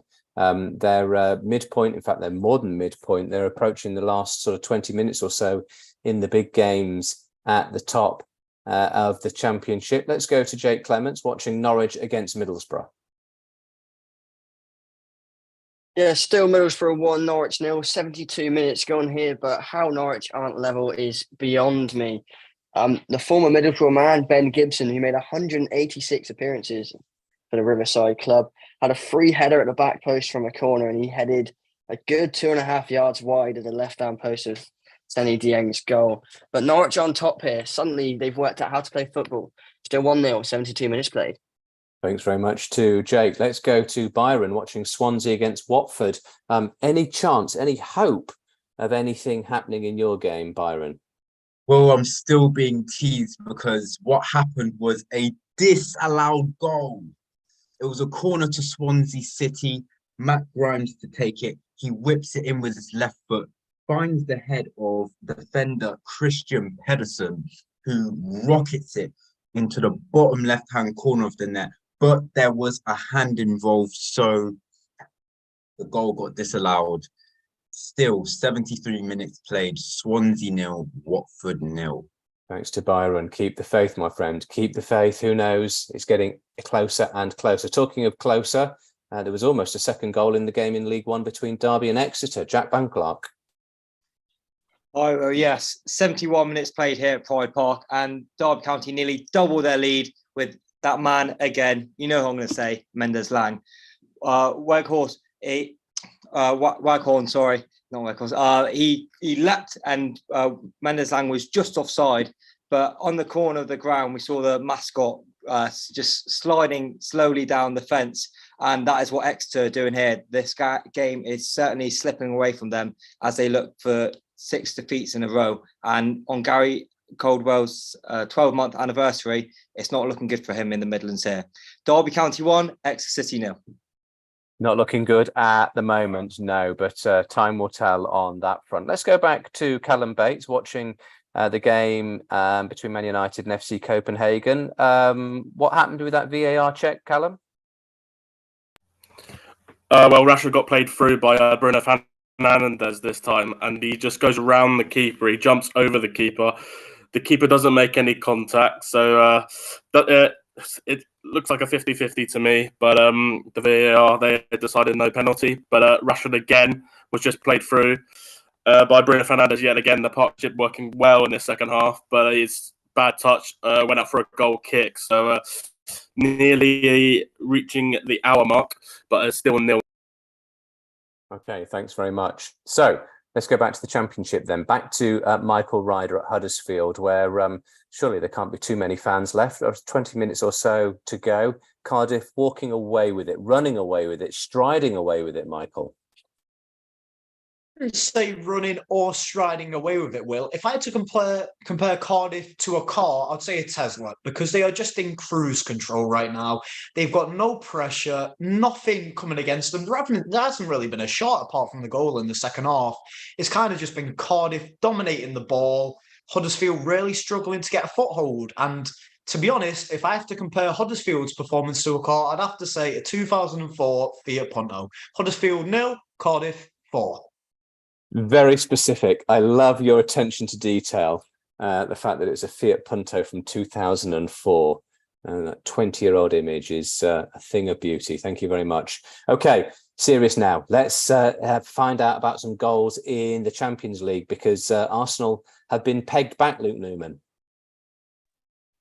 Yes, it's now game on again here in Spain, as Sevilla have finally scored a goal in the 59th minute. It was a corner for Ivan Rakitic, who whipped the ball in to Gadelj, who was left pretty much to his own devices in the box. He had Jesus stood behind him, but he was no use to try and stop his headed effort. And it's now Arsenal 2, Sevilla 1. Thanks very much to Luke. Looks as though there's some more action in Portugal as well, in the game between Braga and Real Madrid. What's been going on, Dan Williamson? Well, Madrid did go 2-0 up, but as you've come to me, Braga have just made it 2-1. So lots to talk about. So Real Madrid in the 60th minute went 2-0 up from a Jude Bellingham goal. He received it from Vinicius Jr. just outside the box and calmly put it into the bottom right-hand corner. But then only a couple minutes later, now in the 62nd minute, Braga have just made it 2-1 after a ball was played into. Couldn't quite see who that was. Number 14 for Braga received the ball from a cross and just basically power shotted it into the top right hand corner. Not much Kepa could do about that one. So it's very much game on. Braga 1, Real Madrid 2, 62 and a bit, 63 minutes on the clock. Let's go to League 2, where there's a penalty between Swindon and Gillingham. Alex Isaacs. Yeah, well, he comes to it at the perfect time here. As say, Alexander has just missed his penalty. He stepped up and dragged it wide. Now Swindon can go on from this as a crowd are fired up now. Nathan Mahoney plays out to Blake Tracy as they try to find an equaliser. It's still Swindon 0, Gillingham 1 here.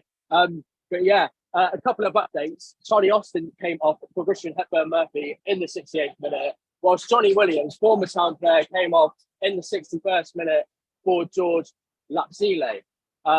He was booed off, which I found quite interesting, as he was nominated for Player of the Year last year for Swindon Town. But yeah, it's going to be a good end to the game as Swindon tries to find that equaliser. Swindon 0, Gillingham 1. So big let off for Swindon. Gillingham missed penalty to make it 2-0, but it is still Swindon 0, Gillingham 1. As Alex says, are they going to take heart from that and go on and find the back of the net? Well, a team that have found the back of the net in the Champions League is Real Sociedad against Benfica. Sam Barnett. Yeah, finally, the deadlock has been broken here. Real Sociedad have just been absolutely pummeling them with chances. And finally, we get a goal. Barrense just makes a fantastic run on the edge of the box with some great footwork. He looks like he's about to shoot in front of goal, but he then plays it across to Oyarzabal, who finishes it calmly in the bottom corner. Fantastic worked goal by Real Sociedad. I mean, the whole game's just been then. And finally, the goal was not disallowed, hopefully. Still, now it is 1-0 Real Sociedad, and they look to go top of their group. Thanks very much there to Sam. So just to recap in the Champions League, this is sort of midpoint of the second half in all these games. Benfica 0, Real Sociedad 1, Braga 1, Real Madrid 2, Manchester United 0, FC Copenhagen 0. Sevilla have got one back, so it's Sevilla 1, Arsenal 2. Is there action in the game between Lens and PSV? Charlie Clayton. Yes, there is, Will. It is 1-1 here at the Stade Moulay de Lille. And it has gone to Lens, 1-1. Great cross from Zemsor Frankowski in towards Elia Wahi at the near post, who slots it past Walter Benitez in a PSV Eindhoven goal. And it is game on here in Lens. And our second goal of the season in the Champions League for the main striker, £35 million from Montpellier. Lens 1, PSV 1. Thanks very much there to Charlie. It's been a while since we've caught up with Jacob, who's watching Union Berlin against Napoli at the Olympic Stadion in Group C. Last time we heard it was 0-0. Any chance of either side scoring, Jacob? Yeah, it's been an absolutely amazing second half here. Napoli came out of the changing rooms for the second half and just absolutely turned on another level. Kvaratskhelia running into the 6-yard box on the left-hand side, finds Raspadori standing there alone, unmarked, passes it to him, and a ball just slotted into the left-hand side of the goal means Napoli take the lead now. And it's 1-0 to Napoli, 0 to Union Berlin. Tensions are rising here as well. A few yellow cards, 2 for Union Berlin as well, and a lot of fouls. Quite messy. So thank you very much, Jacob. It's the only game that doesn't have a goal now, the Manchester United Copenhagen game. Benfica 0, Real Sociedad 1, Braga 1, Real Madrid 2, Lens 1, PSV 1, goalless between Man United and Copenhagen, as I say, Sevilla 1, Arsenal 2, Union Berlin 0, Napoli 1. They're all around the 66, 67, 68 minute mark in the Champions League tonight. Let's go back to the Championship because things are winding up. We're inside the last 10 minutes in all the big games at the top of the Championship. Let's go back to, first and foremost, Dan Baverstock, who's watching Millwall against Blackburn. You've seen the action. You've seen 3 goals so far into the last 10 minutes. What more to report, Dan? Yeah, Millwall slowly starting to come back into this game. A few minutes ago, Tom Bradshaw had a header come off the woodwork, in fact, following a corner. Of course, Millwall extremely dangerous from set pieces this season. George Honeyman has also come on for Millwall. His cross found Bradshaw, but it was excellently blocked by the defender. West Harding also had an opportunity. Of course, he scored. He opened the scoring tonight. His header narrowly went over the bar. Adam Wharton has come on for Blackburn. Thompson wanting to shut up shop here and trying to see this game out. It's currently Millwall 1, Blackburn 2, 82 minutes played. Thanks very much, Dan. Big goal in the Championship tonight, just gone in the game between Swansea and Watford. You have yourself a goal, Byron Goodchild. Who's it gone to, though? Yes, finally the deadlock has been broken. 1-0 to Watford. It was a beautiful worked goal. Ball gets switched from the right all the way down to the left, which finds the feet of Sema, who goes on his own charge. And just as he enters the box, I kid you not, just as he enters the box, he takes a shot with his left foot, rockets it into the top left-hand corner of the goal, putting Watford ahead. Swansea 0, Watford 1, 83 minutes gone.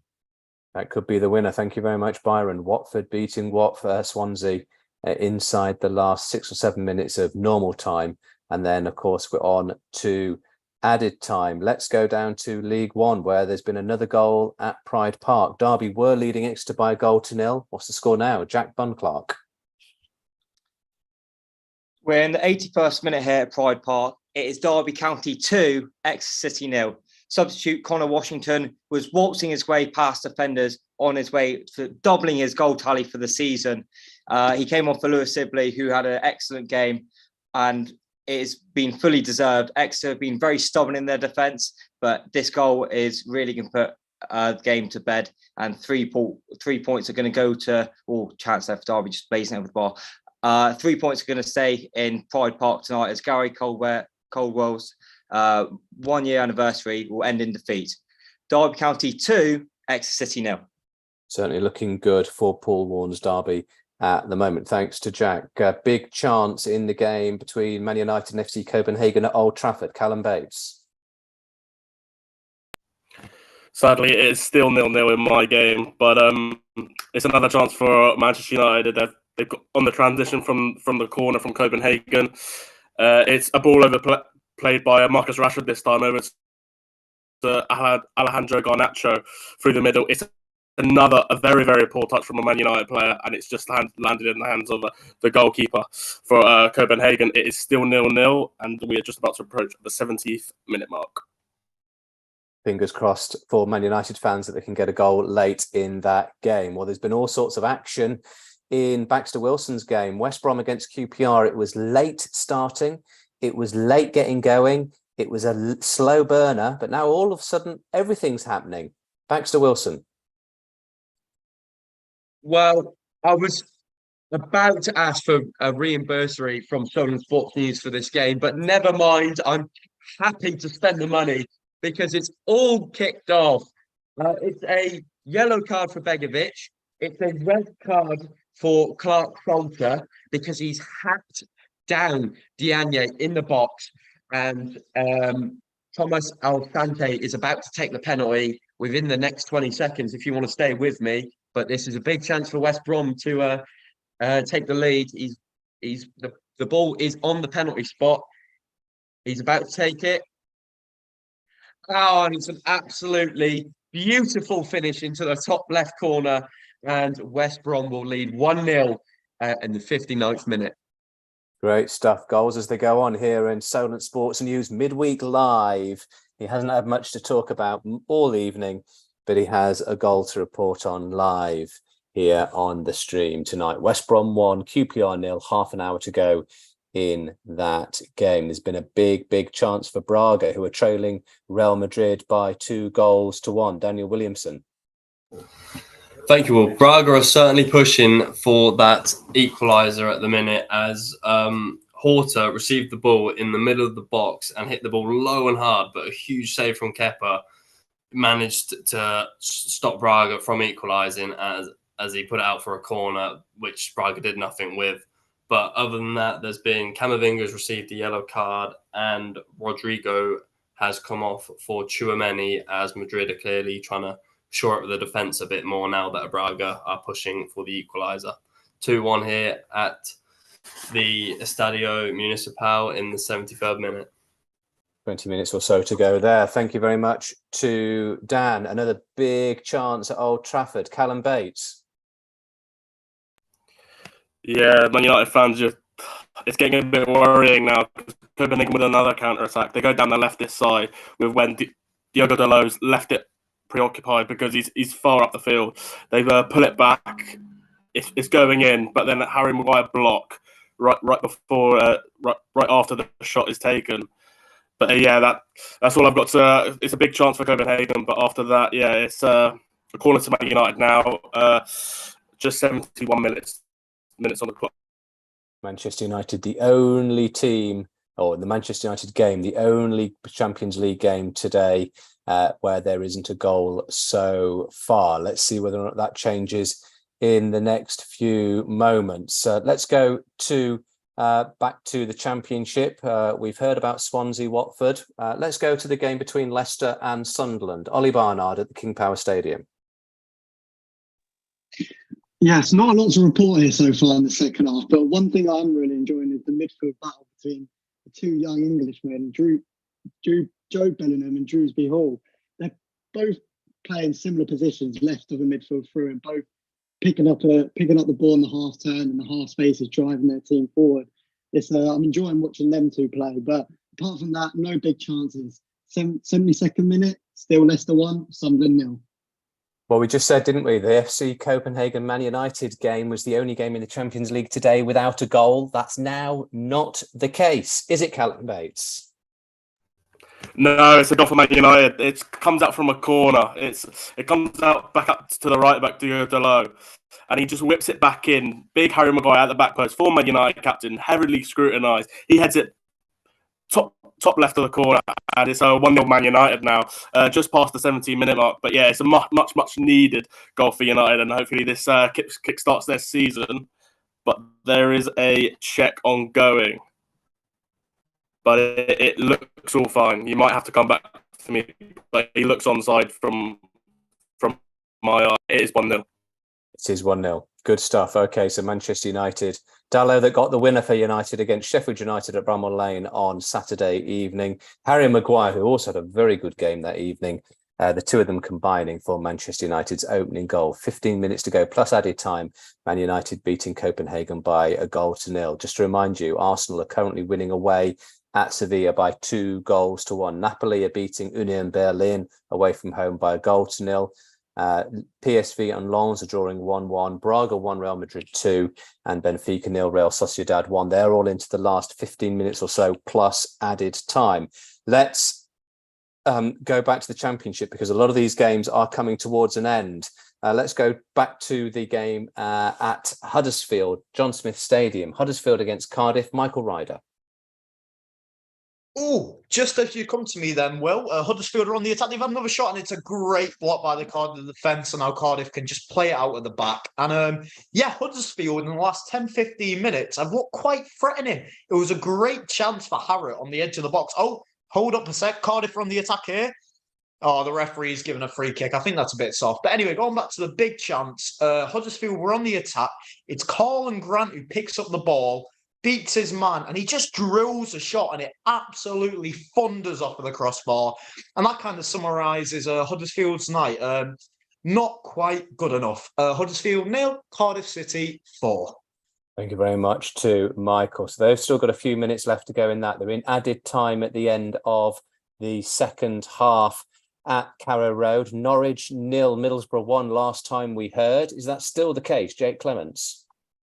It absolutely is not. As in added time, Silveira just smashed the ball into the bottom corner for Middlesbrough, and the calls of "Is there a fire drill?" are coming from Middlesbrough as Norwich fans stream for the exits here at Carrow Road. A long ball forward from Seny Dieng is horribly dealt with by Norwich at the back, and then Silvera's got all night and day to pick his spot from the edge of the area, and George Long doesn't even move as he watches it go into his bottom corner. It's 2-0 Middlesbrough, and it's good night Irene for Norwich City. Added time at the end of the game, Norwich 0 and Middlesbrough 2. Also added time at the end of the game, Millwall against Blackburn. Last we heard, Blackburn were leading 2-1. Is that still the case? Dan Baverstock? That is still the case, but only just. Millwall heaping on the pressure here at the Den. Blackburn still currently have it in the half though, but Millwall trying to urge forward, trying to get possession and try and infiltrate the back line. There was a penalty waved away. Tom Bradshaw was sandwiched by two Blackburn defenders just a minute ago, but the referee was having absolutely none of that. We're into the 3rd minute of 5 added on. Can Millwall get this equaliser? It's still 2-1 to Blackburn. Thank you very much to Dan. After waiting ages and ages for anything to happen in the game between West Brom and QPR, we got a goal, we got a penalty, we got a sending off. We almost had a second goal, didn't we, Baxter Wilson? We did indeed, Will.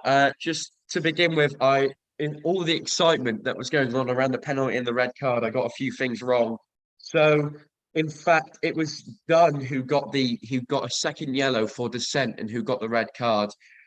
Kake got a yellow for the foul that caused the penalty. But anyway, Diagne, who's been causing problems for QPR all night, has been West Brom's only sort of attacking threat in the game, has just almost scored one of the goals of the season.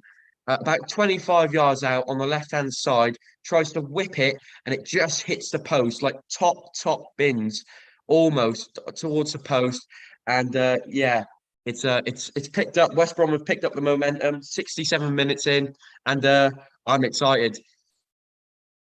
And that's all we ask in life. An excited Baxter Wilson. West Brom 1, QPR 0 is the score as we speak. Okay, let's go back to the game at the Swansea.com stadium where we had a goal inside the last 10 minutes or so. Byron Goodchild, is it still 1-0 to Watford? Yeah, still 1-0 to Watford. Despite going 1-0 up, Watford have looked very lively in front of goal, had a few chances. Swansea have, but I don't see the amount of liveliness that Watford have shown in the second half. We're literally 30 seconds away from the game ending. It's been 5 added minutes. It doesn't look like Swansea are going to grab that equaliser that they so want. So as it stands, Swansea 0, Watford 1. Watford looking to take the 3 points to overtake Swansea in the table, like I said earlier. Thanks to Byron. Okay, let's go back to Manchester United, where there's been another big chance. Which way has it gone? Callum Bates. Yeah, at the moment it's all Man United now. They're just sitting back, trying to soak up all the pressure that Copenhagen brought on an extra striker. Now there's another chance going begging from Garnacho, but Garnacho goes through. He's played in by Højlund this time, and then he tries to see where the keeper's going, but it goes straight at the keeper this time. It comes out to Scott McTominay and he blazes it over. I can't see how I don't get another goal here, but with a 1-0 lead, it is always dangerous in the Champions League. Coming up to the 80th minute, it is 1-0 Manchester United. Thanks very much to Callum. Well, you might not have got a goal at Old Trafford, or at least another goal, but we have had another goal at the Hawthorns 20 minutes before the end. And a goal's gone in, Baxter. Which way has it gone? It's gone to West Brom, and I'm loving this game at the moment. I would happily sacrifice that first half for the second half we are having at the moment. It is the danger man who I said before, Diagne, who picks up the goal, but Alsante picks up the ball on the edge of the 18-yard box, absolutely sits down Kake, and then passes it across the goal to Diagne, and it's just an easy tap in for him. 2-0 West Brom, 68 minutes played. Thanks very much to Baxter. Okay, a couple of full times. Let's go to Dan Baverstock. Millwall against Blackburn.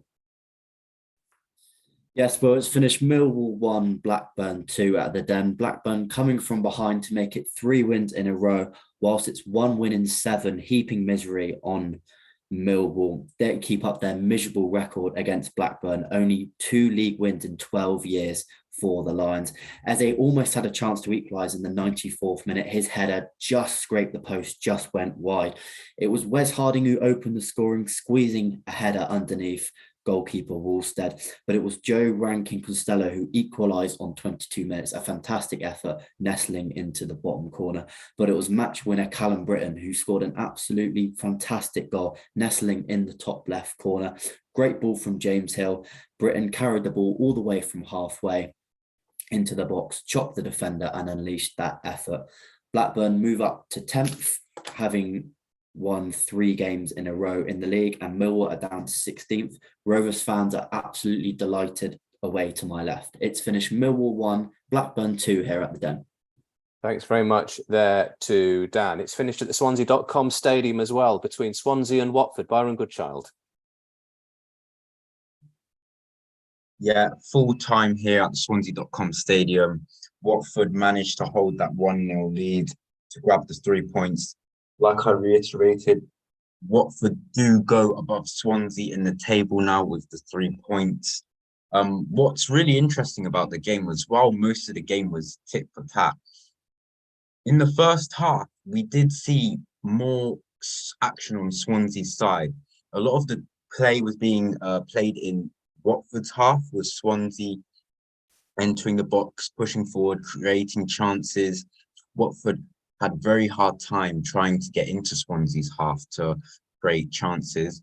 But again, that continued into the second half, all Swansea in the second half. And then, like I said, beautiful switch down to Sema, who charges just inside of the box, uses his left foot to rocket the ball near post, top left-hand corner, put Watford in the lead, and they hold out that lead to grab the 3 points tonight. Thanks very much to Byron. So Watford winning by 1-0. There's been some late drama at Carrow Road. Norwich were trailing by 2-0. Have they still got fight left in them? Jake Clements. Well, it's now Norwich, Middlesbrough 2, Norwich 1, as the danger man Jonathan Rowe, who's been brilliant all night, picked the ball up on the left-hand side of the area, jinked past 3 Middlesbrough defenders, and then fired a stunning shot across Sani Dieng and into the far right-hand corner. Dieng got a hand to it, but he couldn't keep it out. We've played 9 of the 9 added minutes, but there will be a bit more game time here due to the goal. It's Norwich 1, Middlesbrough 2. Thanks very much. So we've seen plenty of action and plenty of goals as well. 3 in total. Still not full-time, though, at Carrow Road. I believe it is full-time, though, at the John Smith Stadium. Huddersfield against Cardiff. And it was, it wasn't a good day if you were a Terrier, but it was a very good evening if you were a Cardiff City fan. Michael Ryder. Yes, Will. Full-time whistle has been blown. It is Huddersfield 0, Cardiff City 4. An instant impact from Cardiff, getting 2 goals in the first 15 minutes, set the tone for this game.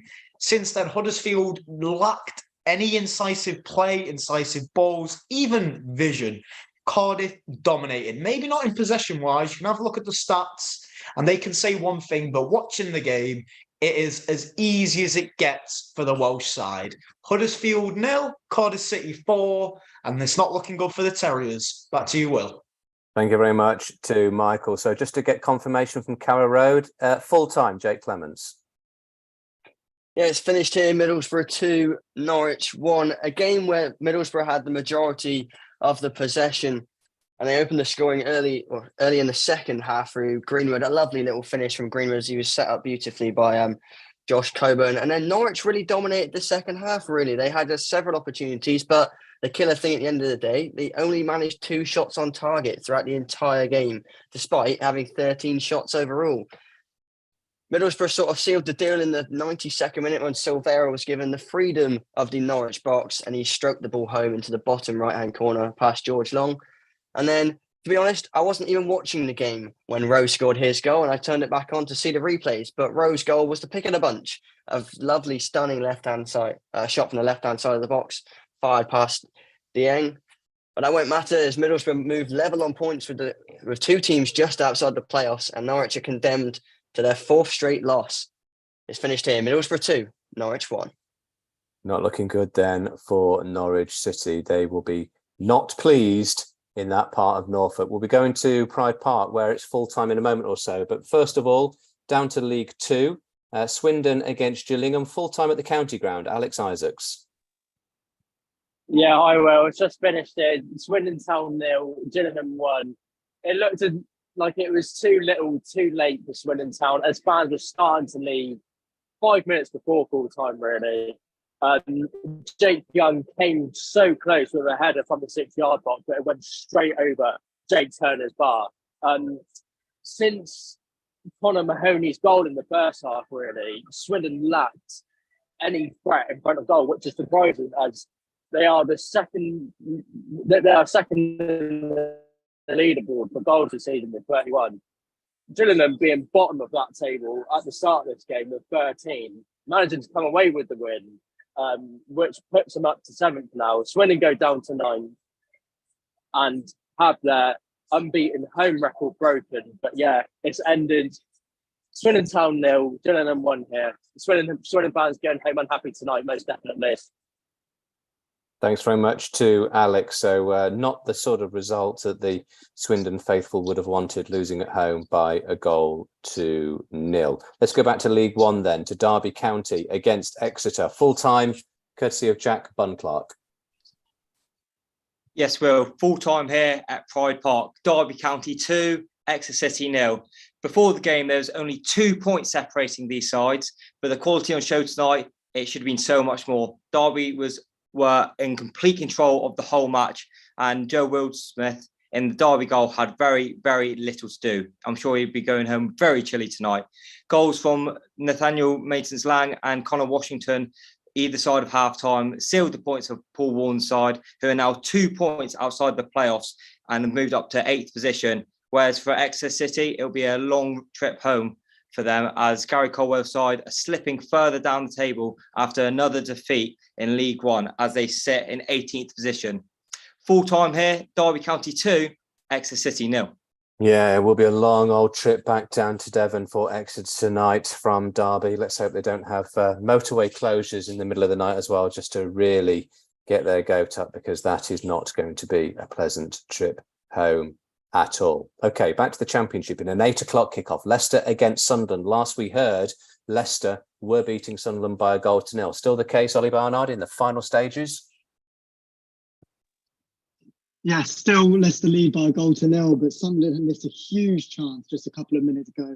Jack Clark, with some great work down the left-hand side, drove towards inside the box. The ball kind of popped out, and Pritchard, who was supporting Clark with the left, got there just ahead of the keeper, laid it off the bar, open net, 6 yards out, skied it over the bar. Sunderland still pushing for a goal here. 89th minute, Leicester 1, Sunderland 0. Thanks to Ollie. Let's ramp it up then to the Champions League. Back to Old Trafford. Last we heard, Man United were beating FC Copenhagen by a goal to 0. Must be almost the 90th minute. Callum Bates. Yeah, we've just got into the 89th, 90th minute now, and United just trying to see out the game now. Probably since the goal, they've sit on the back foot and just trying to hit them on the counter. Any subs? There's been Martial came on for Rasmus Højlund, but they've looked a lot better since the substitutions of Garnacho and Lindelof coming on. But at the moment, just entering the 90th minute mark, it is still 1-0 Manchester United at Old Trafford. Erik ten Hag and his troops will be pleased with that, because for long periods of that match, they looked as though they weren't going to get the win that they wanted. So let's move to southern Spain, to Seville, where Sevilla are entertaining Arsenal. It looked at one stage like it was going to be a fairly comfortable evening for Arsenal. Less comfortable in the second half, but still doing the business. Luke Newman. Oh, I have to say, well, it has been fairly comfortable for Arsenal still, despite the goal for Seville earlier on in this half. They have only had 2 shots on goal for the whole 90 minutes so far this game. So really not been tested, Arsenal, at all when it comes to attacking play. 6 minutes of added time has just been shown by the 4th official, and some notable change that I saw earlier on was Gabriel Jesus did come off after going down and holding his hamstring. The physio came over. The replays they showed, there didn't really seem to be a out and out reason why Jesus went down with a hamstring injury, but he's been brought off as a precaution, it looked like. But yeah, 2-1 lead still for Arsenal here at the Estadio Ramon Sanchez Pizjuan.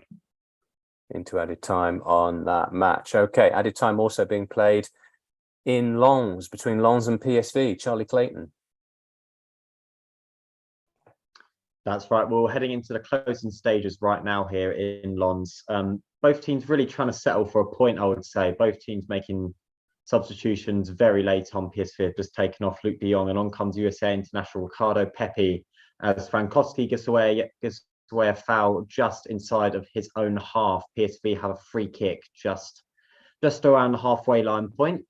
I'd say, based on how other results in this group have gone out, as you mentioned, there Arsenal beating Sevilla, Lens will be the happier of the team, especially coming from 1-0 down. That'll put them on 5 points in Group B, and PSV will be on 2.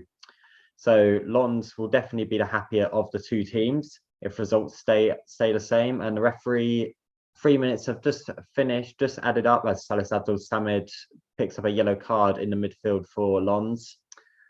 And referee from Romania has drawn closure to this Group B match between RC Lens and PSV Eindhoven. It's finished here at the Stade Boulanger de Lille. Lens 1, PSV 1. Excellent stuff. Thank you very much to Charlie. Must be almost the end in the game between Braga and Real Madrid at the Estadio Municipal, Dan Williamson. You are correct, Will. In fact, the game has literally just ended as you've come to me. The game finished 2-1 to Real Madrid. It certainly wasn't the performance they would have liked, though, as since they scored their second goal, it's all been Braga. Well, Braga were on top of the game, really. They had so many chances, but they just lacked the composure to put away any of those goal scoring opportunities. Madrid did almost put the game to bed in the 81st minute as Vinny Jr. scored a goal. However, that was ruled out for Vinny being offside by the smallest of margins. But that's now 3 wins from 3 for Real Madrid and will put them firmly atop of their group. And although it was a loss for Braga, they can certainly look back on this game with some happiness, as they probably could have easily drawn it, to be honest. But it has finished here 2-1 to Real Madrid at the Estadio Municipal. Great stuff. Thank you very much there to Dan. Okay, to Group C. Must be the finishing stages also in the Olympic Stadion in Berlin. Union Berlin playing Napoli. Jacob Kakalski. Yeah, we're entering the 4th and final minute, really, of added time here at the Olympic Stadion. The Union Berlin desperately trying to get the final goal in this game, trying to get 1-1 and still a point at least from this match. But it looks like they're going to be making history tonight, joining Schalke as the second German side to lose their first 3 opening games in the Champions League and going 10 games without a win or a draw. Obviously, last time they won a game was back in August this year. But yeah, Napoli just looks very much in control of this game. Now they're just holding back, waiting for the final whistle. And it's, the referee has blown for the final whistle, and it's all doom and gloom here at the Olympic Stadion. 1-0 to Napoli. Yeah. Thank you very much to Jacob. Is there going to be some last-minute drama at Old Trafford? Manchester United leading by 1-0 deep into added time, but ... Callum Bates. Yeah, United fans, look away, because it is a penalty to Copenhagen with literally the 4 added minutes have already played. So we've got a penalty here. This is disastrous for Manchester United. They already lost 1 home game to Galatasaray, and if they draw this, it would leave them on 2 points. It'd leave them on 1 point, and they'd still be bottom of the group. So if you want to come back to me, the penalty, because they're still checking it right now. I see. Okay, so penalty VAR check going on at Old Trafford. Has the referee given a penalty or hasn't he? The original decision was a penalty by the ref. VAR just checking to see whether or not it will be a penalty. He's got to decide whether he's happy with that decision or whether or not it is indeed going to be overturned. We'll stick with you, Callum, because it'd be interesting to see as soon as you know. Feel free to interject. As soon as you get news on whether or not it is going to be a penalty, last minute of the game, in fact, added time. Does look like it's going to get given, but still speaking in his earpiece, it's been given. It has been given. I believe. Yeah, it has been given. Yeah. It's a handball. Scott McTominay with another handball. He had one at Bramall Lane on Saturday. But yeah, that's 2 games in a row now.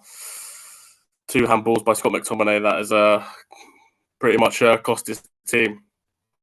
Can Andre Onana. A big chance here then for Copenhagen. Massive chance.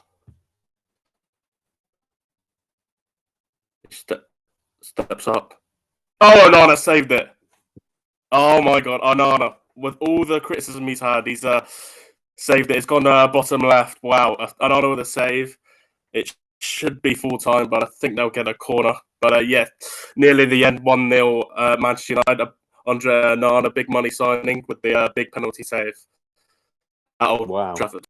Wow, good stuff. What drama. Thanks for bringing it to us here, Callum, on Solent Sports News Midweek Live. Manchester United conceding a penalty deep into added time, a handball by Scott McTominay, and Andre Onana, the much maligned Onana, the man who came in the summer and has had plenty of plaudits early on, but then also plenty of criticism in recent games, has saved Manchester United's bacon.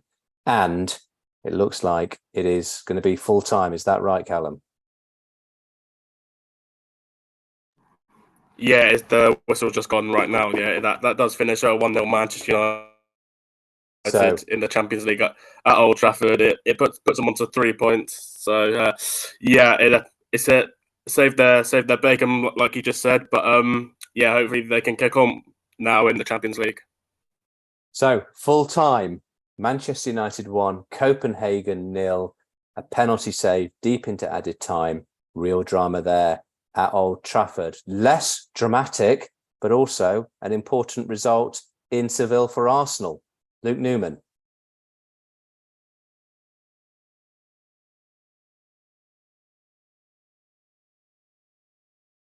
Can you hear us, Luke? Are you there, Luke?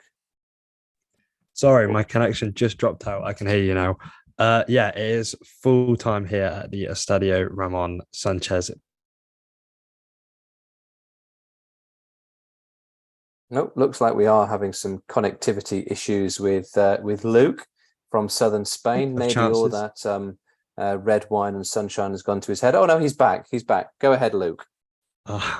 Sorry about this, Will. My connection really is playing up here. But yes, it is full time, and Arsenal do come away with the victory. They do go top of their group. There's a late flurry of chances for Sevilla, but it doesn't matter at the end. Their chances still weren't on target. They still lacked these crucial chances towards the end of the game. And yeah, it does end 2-1 here at the Estadio Ramon Sanchez Pizjuan. Good stuff. Thanks very much to Luke. Let's go back to the Championship, because there was an 8 o'clock kickoff, wasn't there, at the King Power Stadium. Leicester were leading Sunderland by a 0-0. It's all over now. Ollie Barnard. Yes, full time here at the King Power Stadium. And to be honest, the game didn't really live up to the expectation I had for it. With 2 high quality teams, both in the top 6, I didn't really spark to life at all. Both halves were very even, with the only goal of the game coming for 12 minutes with a free header from James Justin. Both teams kind of playing a similar philosophy, playing at the back. They like to knock it around, keep it on the ground. But Sunderland were just lacking that goal threat, and they were kind of poor in the final third, which I think their manager will be very disappointed about.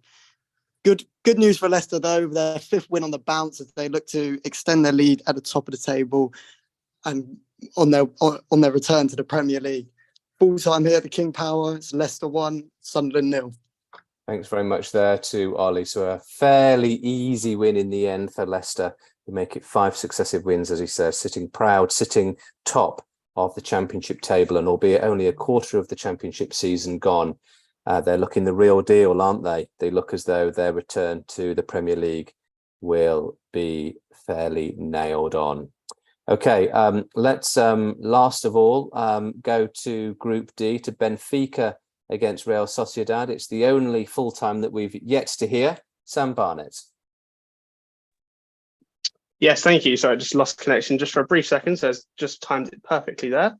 Yeah, it was quite to be honest, the second half was a bit of a bore fest. Benfica mainly dominated in the last kind of 20 to 25 minutes, but could just not have the quality to score in the final third.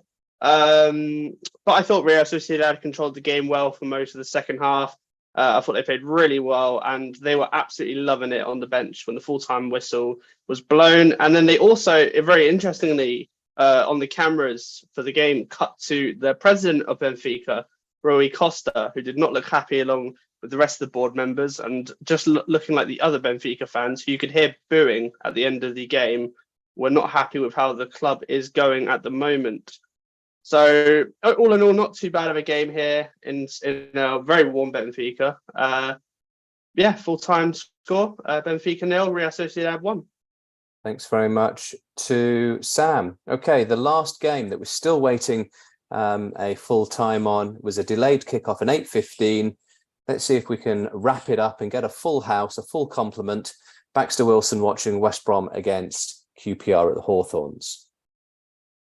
Yeah, hi, Will. To be honest, nothing has happened since you last came to me. Plus, we're in the 91st minute. There is 7 minutes added on at the moment. And what I'm thinking, and probably what most QPR fans are thinking, why can't it just end? To put in perspective how bad QPR have been, they've not had a single shot in the entire game. Not on target, not towards the goal. The closest shot they've had is from when Begovic tried to recreate his goal in the Premier League, where he scored from his own box. Yeah, there's not been much to tell. West Brom are on the attack right now. It's been all West Brom.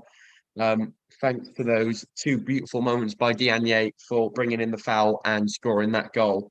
Still 5 minutes left to play here, but I'm sure nothing else will happen, although that could have been a penalty right there.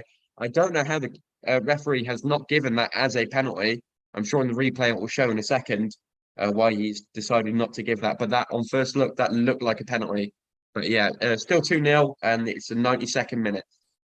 Well, we'll come back to you, Baxter, in a moment or so, just to get confirmation of that full time from the Hawthorns. But in the meantime, let's run through everything that's happened in football this evening. In 2 early kickoffs in the Champions League, it ended Galatasaray 1, Bayern Munich 3, and Inter Milan 2, Salzburg 1. In the 8 o'clock kickoffs, it ended Benfica 0, Real Sociedad 1, Braga 1, Real Madrid 2, Lens 1, PSV 1, Manchester United won it against FC Copenhagen by a 0-0, and they had a penalty, or they saved a penalty in the 96th minute.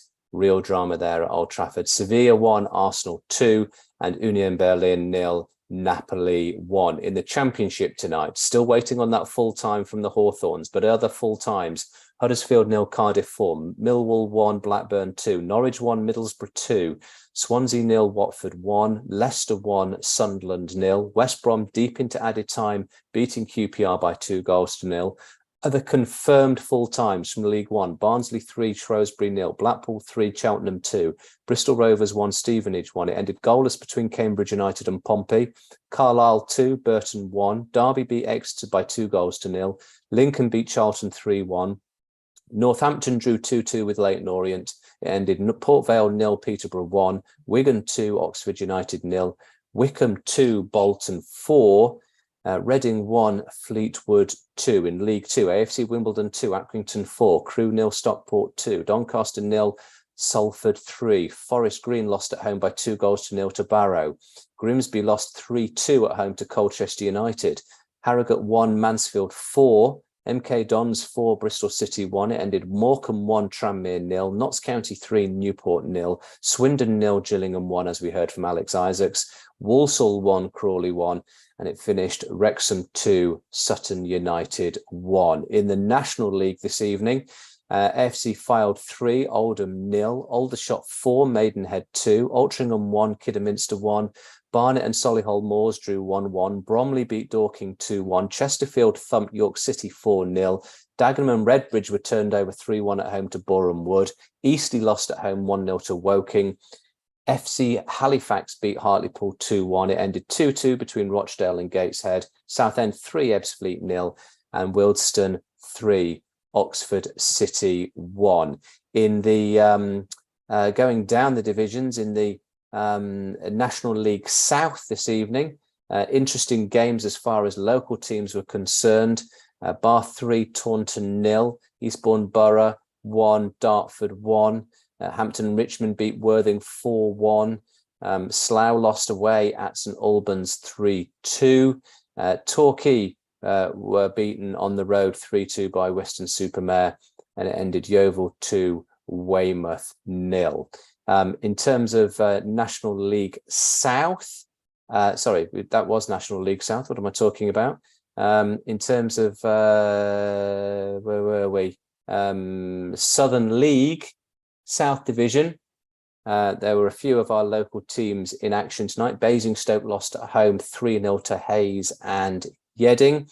Gosport won away to Beaconsfield Town 2-1. Dorchester Sholing beat Dorchester away by 2-1. Poole Town lost 2-1 away at Hungerford. Winchester City won on the road at Merthyr Tydfil by 2-1. And Salisbury City beat Plymouth Parkway by 2-1. Let's go back to the Championship then. Any idea of a full time at the Hawthorns? Baxter Wilson.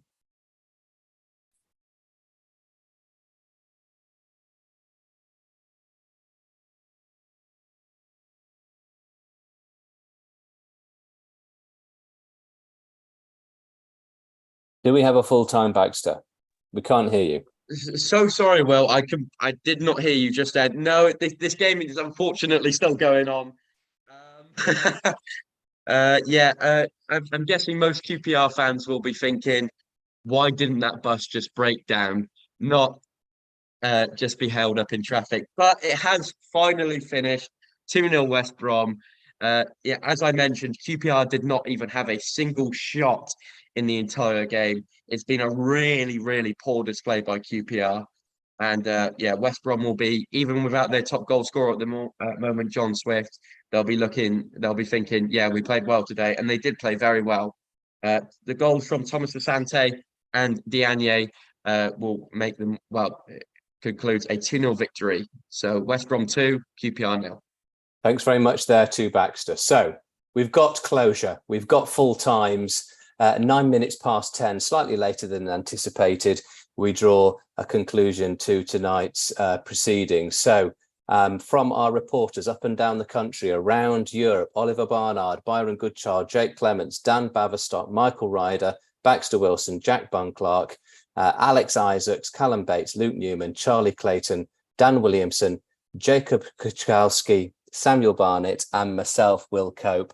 Thank you very much for tuning in to Solent Sports News Midweek Live. Hope you enjoyed the coverage, and tune in again tomorrow night where we do it all again from 7:30. From them and from us, all the best. God bless.